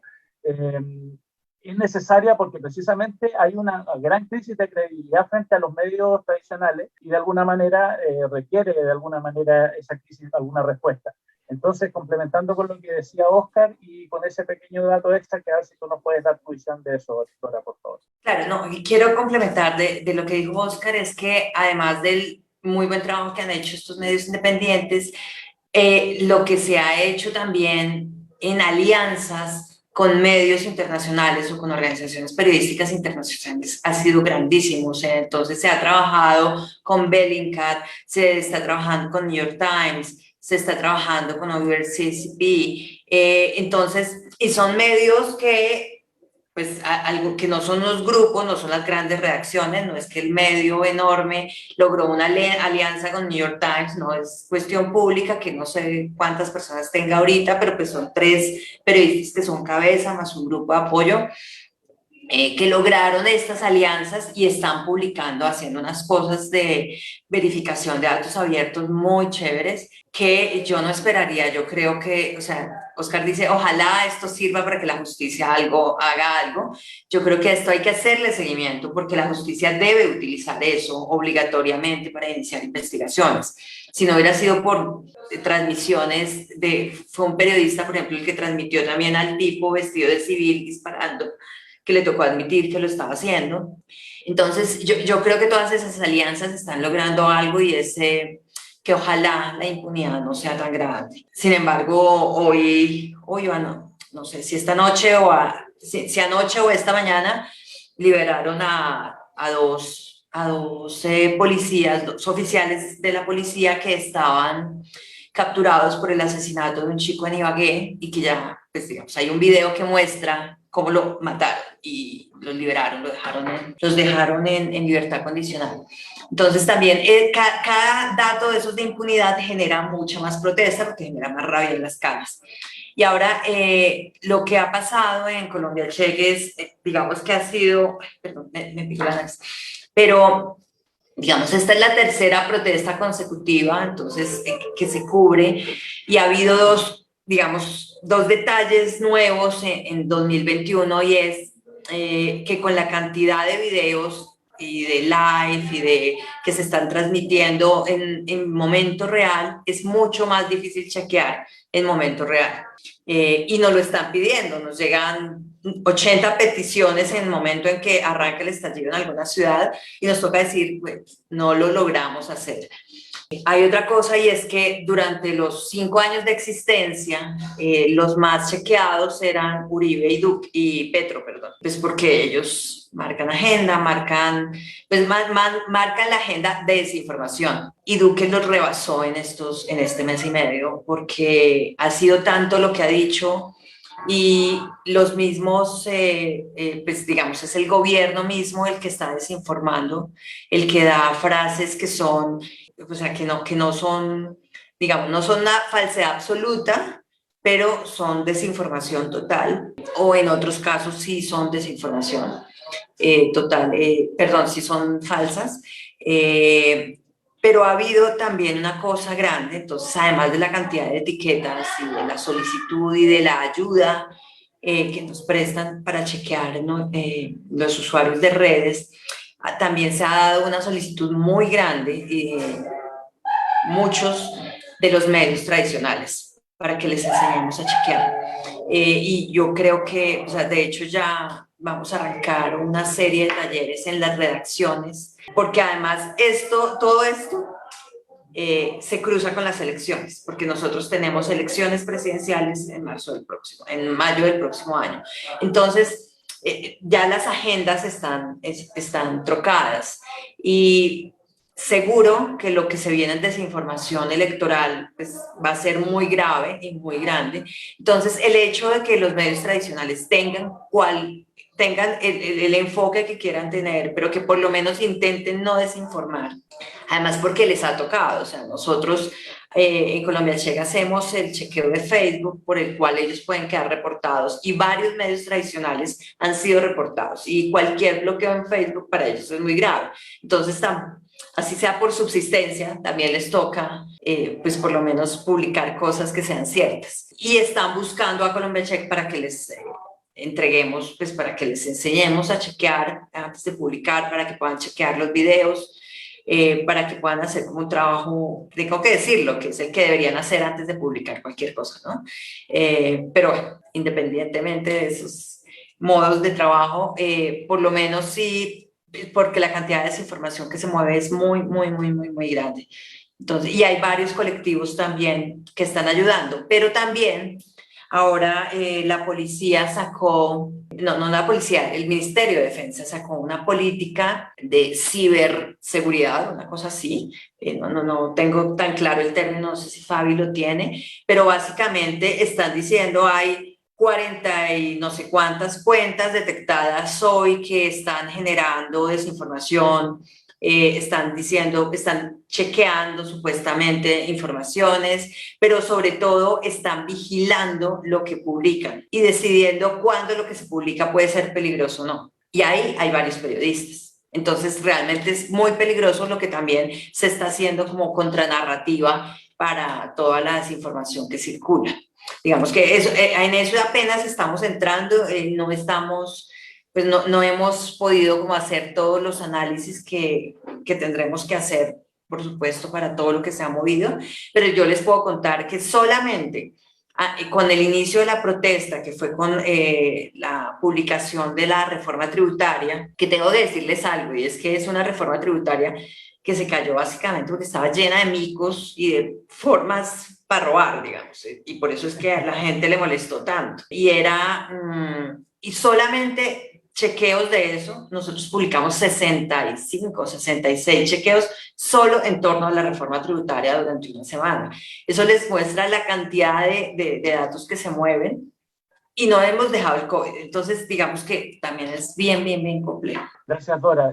Juan, a propósito de lo que estaba diciendo Dora, y gracias, Dora, el tema del chequeo es bastante importante, es una corriente que está en distintas partes del mundo, que ha cobrado mucha fuerza en el último tiempo. Bueno, la campaña de Donald Trump también se dice que se hizo a través de redes sociales y muchas de lo que él decía eran simplemente mentiras. Estaba tratando de buscar un eufemismo para usar la palabra, pero que se decían cosas que no eran y que después quedaban, a pesar de que se desmentían, quedaban y salen medios que empiezan a contrachequear. Pero a propósito de lo mismo, entonces está haciendo falta algo que nunca le habíamos pedido al periodismo. El periodismo de por sí, casi que por definición, era a donde acudíamos los ciudadanos, las ciudadanas, a informarnos de lo que sucedía hoy en día, como que entra en cuestión. Yo voy a poner un ejemplo de la portada de la revista Semana, donde aparece precisamente Gustavo Petro, ya que lo mencionó Dora, que eran como que había que chequearlo y que grandes informaciones no, y tú que supera a Uribe, el presidente colombiano que se haga esa afirmación en algún aspecto, digamos, y que se ha superado el presidente Uribe, digamos, en algo, digamos, por el presidente Duque, en este Juanjo. A propósito de esto, precisamente Petro, que hoy en día marca en las encuestas tal vez como una de las personas, los presidenciables para la elección de mayo y ahora, pero enfocándonos precisamente hacia el tema de la credibilidad del periodismo, ¿de qué manera esto puede ser un ícono también de lo que está pasando con el periodismo tradicional? Colombia tenía una tradición de periodismo y de rigor periodístico que era, a pesar de todo lo que sucedía, se defendía precisamente porque tenían esa tradición. Esto se ha ido perdiendo, la gente hoy en día ha perdido la credibilidad en los medios tradicionales. La revista Semana, que era una revista muy seria, pasó a ser de una familia, que se me escapa el nombre, pero y cambia también como la credibilidad que tiene este medio hoy en día, publicando básicamente propaganda en una portada de un medio informativo. No ahondar en eso, tú lo vas a decir mejor que yo, y luego para pasar una pequeña ronda de preguntas de lo que nos ha preguntado la gente en el chat, danos tu visión de esa pérdida de credibilidad de los medios, Juan, porfa, y luego seguimos con Fabiola tratando de responder algunas de las preguntas que están en el chat. Sí, de una manera muy corta. Yo creo que todos los conflictos, incluyendo este tipo de conflictos sociales, se disputan en varios terrenos. En este caso es la calle, es también los escenarios de negociación, pero también los espacios de información. Hoy la información, por eso el título de esta charla me parece muy, muy interesante. La información es un territorio en disputa. Lo que hay hoy es una lucha por el sentido, por el significado. ¿Cómo se dota de significado cada uno de los momentos? Bien desde la denuncia, bien desde una posición política o bien desde una visión propagandística. Entonces yo creo que lo que hay ahí, bueno, no es un problema tampoco colombiano, es un problema generalizado. Parecería que hoy un montón de cosas que pueden ser el Estado, que son la idea de justicia, las instituciones periodísticas están en duda también. Y en buena medida por la irrupción de una cantidad de medios nuevos. Yo defiendo la aparición de todos esos medios nuevos porque permiten ver otras realidades. Ahí está el peligro, que ya lo han mencionado mis compañeros, de la desinformación, pero prefiero esa explosión de información con todos los peligros a la censura, por ejemplo. Gracias, Juan Gonzalo. Mira, voy a aprovechar para darle el pase a Fabiola de leer un par de preguntas que nos han llegado a los distintos chats que están transmitiendo en el Facebook y también acá por interno desde la plataforma en donde estamos haciendo la transmisión. Voy a empezar no por el primero de los comentarios, quiero dejar para el final uno que habla precisamente de lo que está sucediendo con los periodistas y qué es lo que va a pasar después del paro, etcétera, a ver si se puede adelantar alguna visión respecto de eso, y relacionado, volviendo otra vez al conflicto mismo, pero vamos a seguir por la línea relacionada con los medios. En esta situación, pregunta Oscar, ¿cuál es el rol que tienen o deberían tener los medios de comunicación en la situación que se está viviendo? Y también él agrega una pregunta, una duda que tiene, porque tiene que ver también con un gran debate que se está dando en Chile con respecto a la propiedad de los medios de comunicación.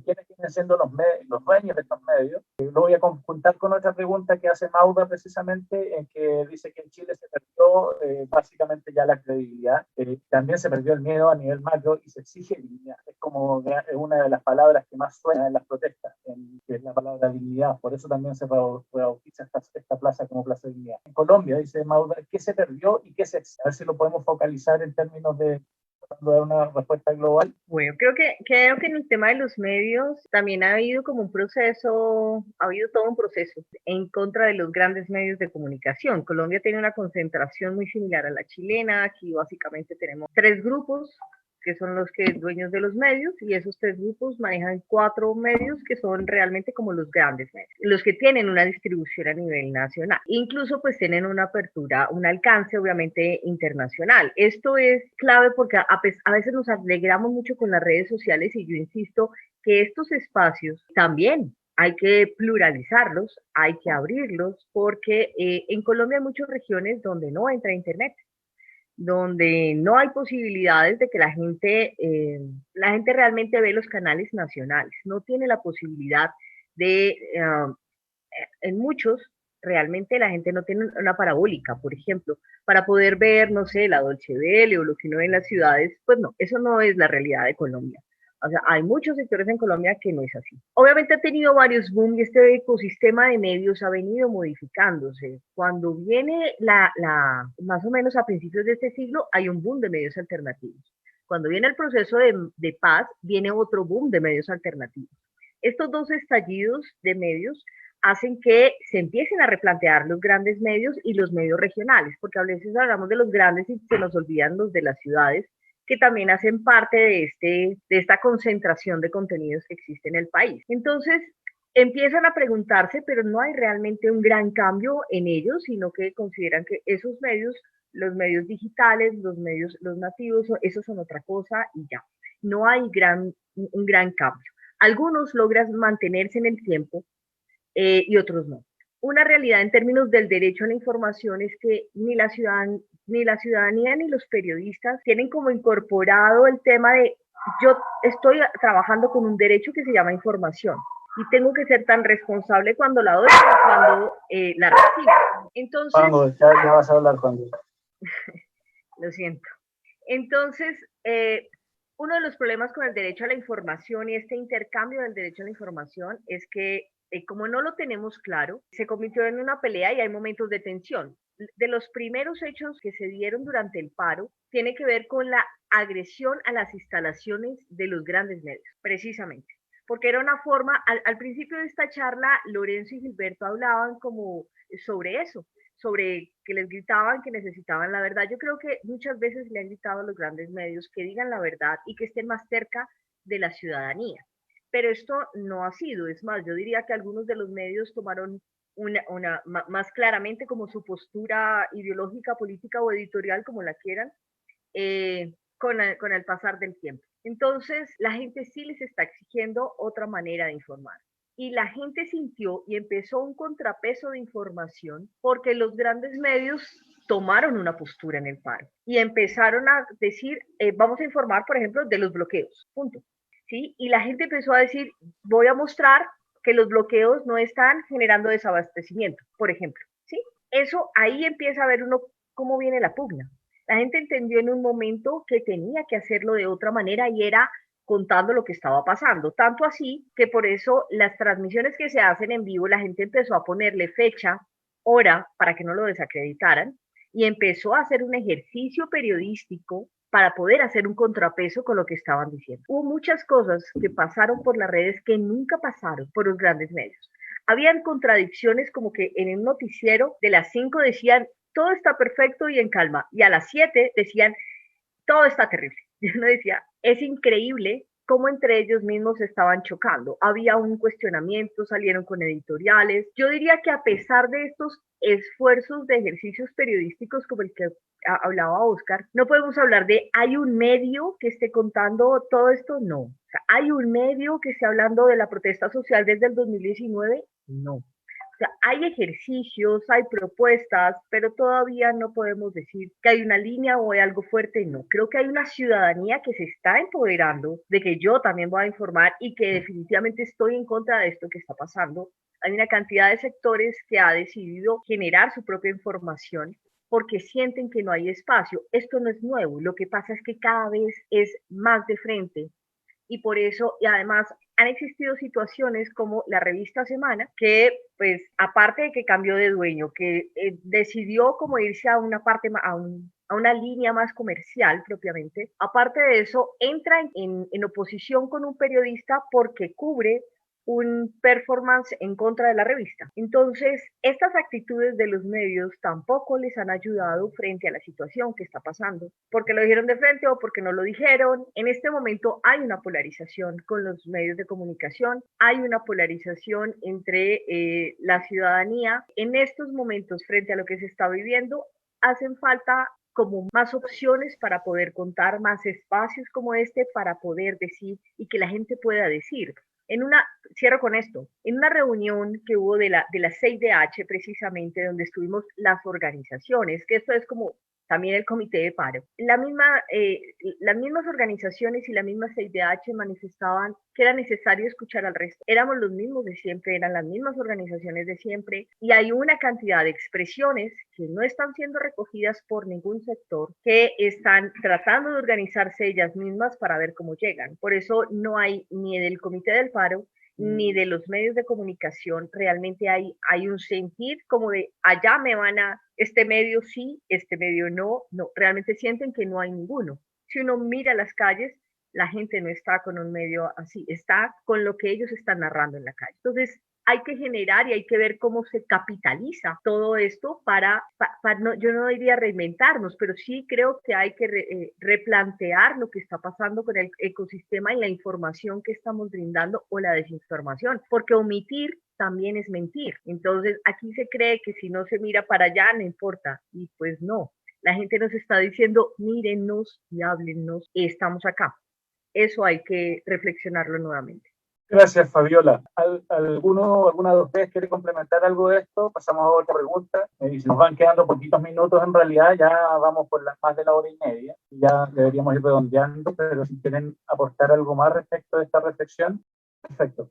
Bueno, entonces, mira, voy a dejar un par de preguntas que están desde hace rato en el chat, pero como estábamos hablando precisamente del periodismo, de la información como un territorio en disputa y eso, la dejé para después porque tenían que ver con la primera parte de la conversación de hoy. Creo que es importante tal vez reflexionarlo a la luz de lo mismo que estamos hablando, que son, bueno, separamos las cosas para poder entenderlas, pero sabemos que son parte de un todo. Juan David Rangel nos preguntaba, ¿qué pasa o qué piensan ustedes que va a pasar después del paro en Colombia? Si se le están violando los derechos humanos a muchas personas, dice, incluidas las y los periodistas, a plena luz del día y mientras están siendo grabadas, ¿cómo le podemos garantizar su protección cuando deje de ser foco de atención? Se plantea la pregunta Juan David Rangel. Y hay otra pregunta que dice que si existen, para ver si la podemos juntar, si existen organizaciones fuertes en las protestas. Creo que eso ya de alguna manera se ha respondido, que hay organizaciones, pero no son solo esas organizaciones que han logrado alguna visibilidad, como el Comité del Paro, ¿cierto? Como los sindicatos, que son los que conforman fundamentalmente ese Comité del Paro, sino que también hay múltiples organizaciones que se han visto representadas y que salen a hacer sus exigencias a las calles, pero me parece interesante también si a Juan David le podemos responder cómo ven ustedes qué va a pasar cuando esto deje de ser visible. Agrego una pequeña inquietud respecto de lo mismo, ¿cierto? Sí que como decía Fabiola, hoy en día contar el hecho solamente de lo que sucedió parece que no bastara, porque antes de que llegue un periodista o una periodista de un medio, ya sea pequeño, grande, comunitario, del tamaño que sea, ya hay decenas o tal vez cientos de teléfonos que están registrando lo que sucede. O sea, el mero registro de los hechos hoy en día no le basta al periodismo. El desafío del periodismo es cómo va a interpretar lo que sucede, digamos, cómo lo interpreta, cómo lo explica, y de qué manera, de alguna manera, pone en conversación las posturas que hay alrededor de los conflictos que se ven en la calle. Y a raíz de eso, y a la luz de eso, a ver si hacemos una ronda entre las dos y los dos para que para que podamos ir cerrando esta conversación, aunque yo me quedaría todo el rato conversando con ustedes, pero bueno, no puedo disponer tanto del tiempo de ustedes ni tampoco de la gente que nos escucha, así que, pero ¿quién quiere partir con este pequeño bizcochito? Yo solo quiero decir un poco y como cierre, o sea, es muy difícil saber cómo se va a solucionar esto, sobre todo por la negativa del gobierno de entrar en un diálogo con quienes están en los sitios de protesta, y el comité de paro hasta cierto punto tiene manejo en algunos, por lo menos diálogo con estas personas que están en los sitios de bloqueo, pero en otros no. Entonces, no sé, no sé si soy pesimista o realista o qué pasa, pero yo creo que si aún aún se logra llegar a un acuerdo ahora, no hay una garantía total de que primero se levanten todos los bloqueos y segundo que en una semana o en un mes vuelva a haber otro. Yo creo que seguramente va a pasar. Se cayó la reforma tributaria, perfecto. Luego se cayó la reforma que iban a proponer al sistema de salud, que era terrible. Viene una reforma al sistema judicial. Y como sea, el gobierno necesita plata porque tiene un déficit enorme. Entonces, digamos, se van a seguir generando esto. O sea, el ministro Molano, del que hablaba Fabiola, pasó por el Congreso, pues casi que aplaudido por los congresistas cuando digamos que es quien está dando las órdenes de la mano dura, pero también fue el que estaba a cargo de la conversación nacional de 2019 que les tomó del pelo a quienes protestaban. Entonces, yo creo que es posible que ahorita se llegue a una negociación, pero es seguro que en un par de meses y sobre todo antes de elecciones y cada vez más cerca de elecciones va a pasar. ¿Y qué pase con las personas que han protestado, a quienes los organismos de inteligencia, los mismos videos han identificado? Pues es difícil saberlo, pero habrá, pues yo esperaría que no queden solos, por supuesto que los mismos grupos que se han organizado para hacer transmisiones, o sea, si no se cuidan entre ellos, entre los grupos que salen a protestar, es muy difícil como mirar a todos lados. Yo creo que es eso. Y mientras tanto, yo creo que se nos viene también una tarea muy grande a los periodistas pues, que investigamos, y es dónde están los desaparecidos, cuántos asesinatos quedaron sin documentar, qué tipo de armas están usando. Bueno, son demasiadas tareas las que se vienen. Gracias, Dora. Antes de darle el paso a Oscar, que había levantado la mano, y luego a Fabiola y Juan, un pequeño dato. Hace unos años atrás me tocó entrevistar a Fernando Paulsen, que es un conocido periodista en Chile, y no es amplia devoción de todo el mundo, por supuesto, pero hay una respuesta particular que él me daba cuando yo le preguntaba, porque él había estudiado en medio de los más tradicionales acá, sobre la censura interna que había alrededor de los medios desde las líneas editoriales. Y él me contestaba, habiendo sido periodista en la revista Análisis, muchos de sus periodistas tenían que pasar la noche encarcelados por lo que publicaban en la época de la dictadura. Decía, bueno, nosotros arriesgamos la vida en la época de la dictadura por decir la verdad, y hay gente que se escuda en que puede perder el trabajo por no decirla. Entonces, el periodismo tiene otros desafíos hoy en día también, no solo contar y relatar los hechos, sino que también interpretarlos. Hay un rol que debe cumplir, en definitiva, además de lo que estaba diciendo Dora, entonces, y tratando de responder también la pregunta de Juan David Rangel, ¿cierto? ¿Qué pasa después del paro con respecto a lo que puede hacerse desde el periodismo en términos de explicar y poner a dialogar algunas posiciones que a lo mejor son en este momento irreconciliables, no necesariamente para tolerar cosas que puedan ser intolerables, sino que para poder entender cómo lo ven ustedes con respecto a lo que está sucediendo ahora y a lo que viene, y cuáles son los roles, más allá de contar solamente los hechos. Oscar, tomas desde ahí y aportas con lo que ibas a decir, por favor. Bueno, yo creo que, pues, a ver, digamos, hay creo que una necesidad enorme de seguir como contando todo este abuso estatal, digamos, más allá, digamos, de que eso, digamos, o sea, yo siento que el denunciar lo que ha hecho el Estado a través, digamos, de la policía o del ejército, no implica que uno como periodista o como ciudadano no esté, digamos, pensando en que de alguna manera hay algún punto de diálogo, ¿no? Yo creo que lo que pasa es que no puede uno perder de vista todo lo que ha ocurrido, ¿no? O sea, tenemos una violencia policial tan de frente, digamos que aparte es aterradora. O sea, hace una semana y media aparecía un policía gritándole, lanzando piedras y gritándole a unas personas que estaban dentro de un conjunto residencial en Jamundí. Les decía, cogimos un amigo tuyo, anda a buscarlo al río. O sea, básicamente estaba hablando, digamos, de una desaparición forzada, sabiendo que probablemente lo estaban grabando al otro lado, ¿no? Una semana atrás también 20 policías, entre 10 y 20 policías rodeando a un periodista, humillándolo, diciéndole de todo digamos, con el celular ahí. O sea, parece que no hay ningún temor de cómo está actuando un policía en este momento en medio de la protesta.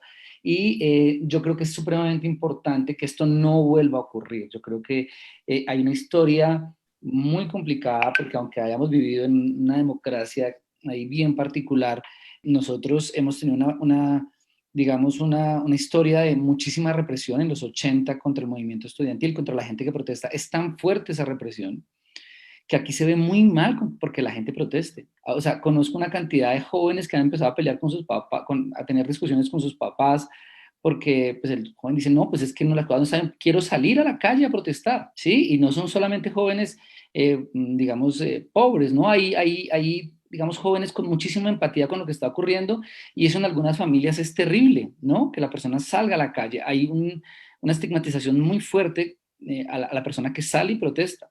Entonces yo creo que nos toca todavía caminar muchísimo como periodistas para aportarle a la sociedad para que esto no ocurra otra vez, ¿no? Para que no siga ocurriendo. Y para cerrar acá, yo simplemente dejaría abierto un par de cosas. Estoy de acuerdo con Dora. Yo creo que de alguna manera la intensidad de las protestas, la violencia, va a hacer de alguna manera que se debilite un poco lo que estamos viviendo en este momento, pero va a retomarse seguramente en unas semanas o en un par de meses, y más cuando nos acerquemos a elecciones. Y hay otras cosas, ¿no? La mayoría de estas protestas y estos entornos, digamos, que vivimos ahí, son urbanos, ¿no? Pero hay un montón, digamos, hoy, por ejemplo, se sumaron ya algunos campesinos en el Catatumbo, en la frontera con Venezuela. Hay digamos, hay unos problemas también súper estructurales, también que están muy amarrados al proceso de paz en lo rural, que no se terminaron, digamos, que no han estado, digamos, como en el centro de las protestas, y hay que ver un poco cómo sigue evolucionando todo esto. Y bueno, nada, aprovecho para agradecerles, para ir cerrando por acá. Bueno, Gracias, Oscar. Ay. yo creo que retomando un tema de Oscar, efectivamente aquí hay algunas personas tienen la certeza de la impunidad. Eso es preocupante. Y retomando el tema del acuerdo de paz, precisamente, digamos que se buscaba mucho el tema de la verdad, de la justicia, y muchos seguimos creyendo en la posibilidad de eso.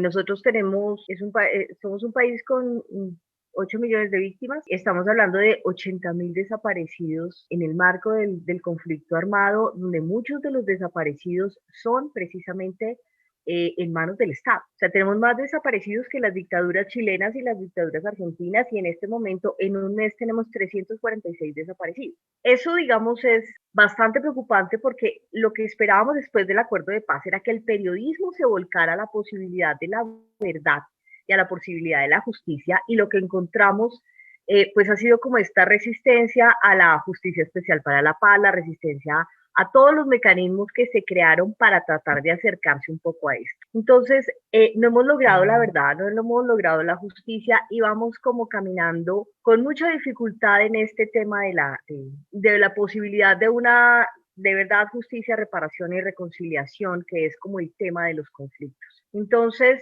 esto es como, sumémosle a los 80.000 desaparecidos de Colombia, sumémosles ahora estos 346, para buscar la verdad de los 8.346 desaparecidos de este país, donde la mayoría son de crímenes de Estado. Eso es un tema bastante preocupante en el país. Ahora, precisamente esa violencia hizo que la base social colombiana se resquebrajara, y la posibilidad de participación y creación de movimientos fuertes se debilitara. Esa violencia de la que habla Oscar, precisamente de los 80, toda esa violencia que viene de atrás, pues lo que hizo acá básicamente el que hablara y el que participara lo aniquilaban físicamente. Entonces, decir que tenemos grandes sindicatos, grandes movimientos, es muy difícil cuando la gente estaba acostumbrada o estuvimos acostumbrados a que eso nos costaba la vida. ¿Y qué tenemos ahora? Pues efectivamente la gente intenta participar y la respuesta es exactamente la misma. ¿Cómo los desaparecemos? ¿Cómo los silenciamos? ¿Cómo los callamos? Pero mucha de la gente que está ahora pues no vivió efectivamente ese pasado,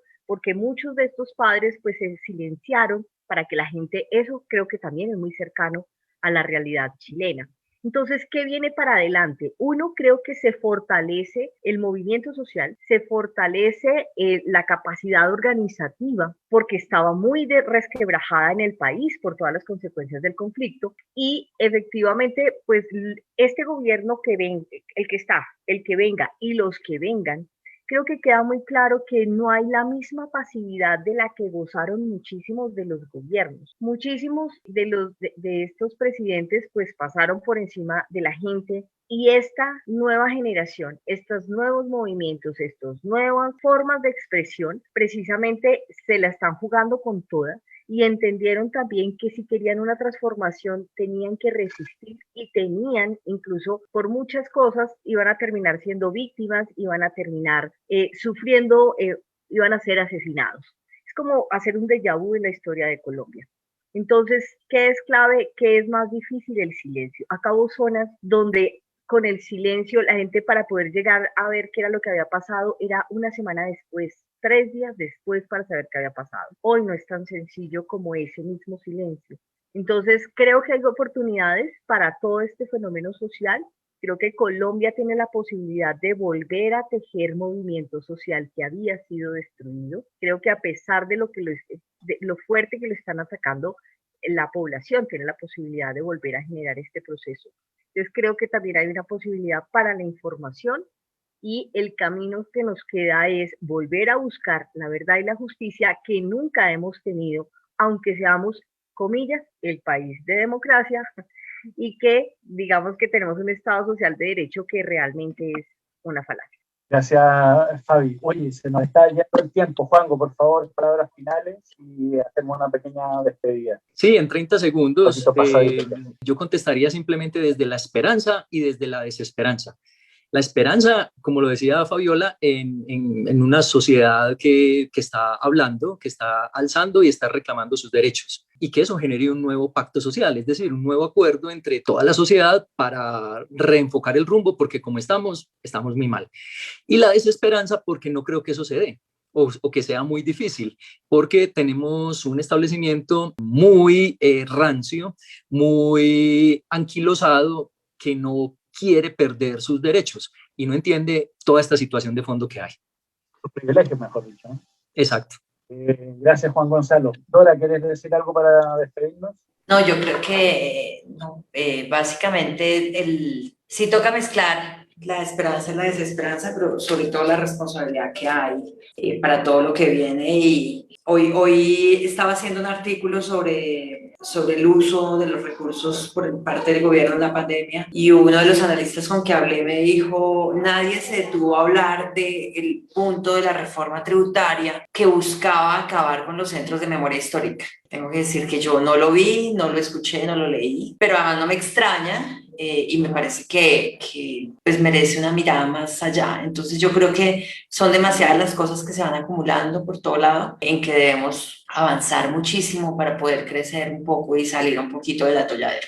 Muchas gracias por la invitación. Gracias a ti. Óscar. Bueno, nada, evidentemente como tenemos un dolor muy fuerte y como unos días de muchísimo agobio, pero uno esperaría que pues, digamos, esto termine, digamos, estando algún tipo de cambio, ¿no? En todo, ¿no? Como el Estado, desde lo económico, desde cómo ve la desigualdad, de cómo ve al ciudadano que protesta, pues termine de cambiar de una vez por todas, ¿no? Como decía Juan Gonzalo, pues uno puede llegar a ser muy pesimista, ¿no? De que al final se logre esto, ¿no? Creo que es un camino largo todavía y yo creo que es poco predecible, hay que esperar a ver para dónde vamos con esto.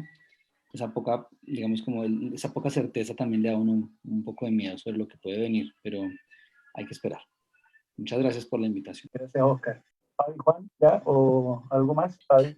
Tienes apagado tu micrófono, Fabiola. Si me ponen a hablar, yo sigo hablando, pero dos cosas concretas, porque además me indigna mucho todo esto. Una es que son las personas que han cometido estos crímenes, han sido demasiados crímenes, y Colombia tiene que en algún momento obtener esa justicia.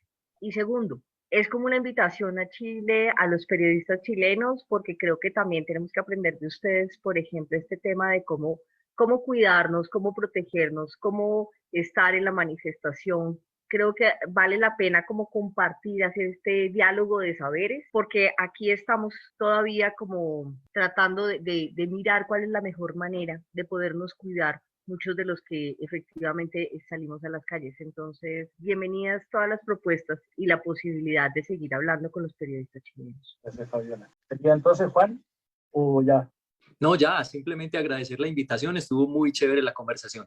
Gracias y saludos a los compañeros. Bueno, yo les tengo que dar las gracias en particular a cada una y a cada uno de ustedes, la verdad, por habernos dado un poco la visión desde allá, desde lo que está pasando y desde nuestro oficio. Es lamentable que la mayoría de las coincidencias tengan que ver con lo que está sucediendo en términos generales, digamos, en el país. Eso es lo más, tal vez lo más lamentable. Y decir efectivamente que, bueno, que hoy tenemos la posibilidad de darnos cuenta de todas estas similitudes que antes nos demorábamos, a lo mejor esperábamos a que los académicos hicieran estos análisis y nos los entregaran para mostrar las similitudes de lo que está pasando en los procesos de nuestros distintos países. Habría que mirar lo que está pasando con las elecciones hoy en Perú, con lo que está pasando hoy en día en Argentina, con el gran nivel de desigualdad y de violencia que está viviendo Brasil, que hoy en día es el segundo país más peligroso para ejercer el periodismo después de México incluso, ¿cierto? Lo que sucede en Ecuador, lo que pasa en Bolivia, etcétera, darnos cuenta de que el origen de todas esas desigualdades, de todo lo que está sucediendo y con lo que demanda la gente en las calles, en definitiva también tiene que ver con lo que nos pasa a todos. Es decir, las diferencias de las fronteras están dibujadas en los mapas, pero eso no se ve desde una foto satelital. Esas divisiones no existen y en definitiva la gente en general se une y debería unirse en términos de esas demandas para que tengamos un mejor mundo, y nos va a ayudar el hecho de que seamos capaces de analizar y darnos cuenta cuántas similitudes tenemos para ver de qué manera aportamos con base en esas similitudes para generar también la explicación de este mundo que nos rodea, que es parte de nuestro rol. Así que muchísimas gracias por habernos acompañado el día de hoy, de verdad, y un abrazo especial para cada periodista y cada persona que nos está viendo, además de las personas que nos aceptaron la invitación. Y un último agradecimiento en particular a la carrera de periodismo de la Universidad de Concepción y a la agencia Medio a Medio que nos abrieron este espacio para que pudiéramos conversar con ustedes, y hasta la próxima. Ojalá que sea pronto.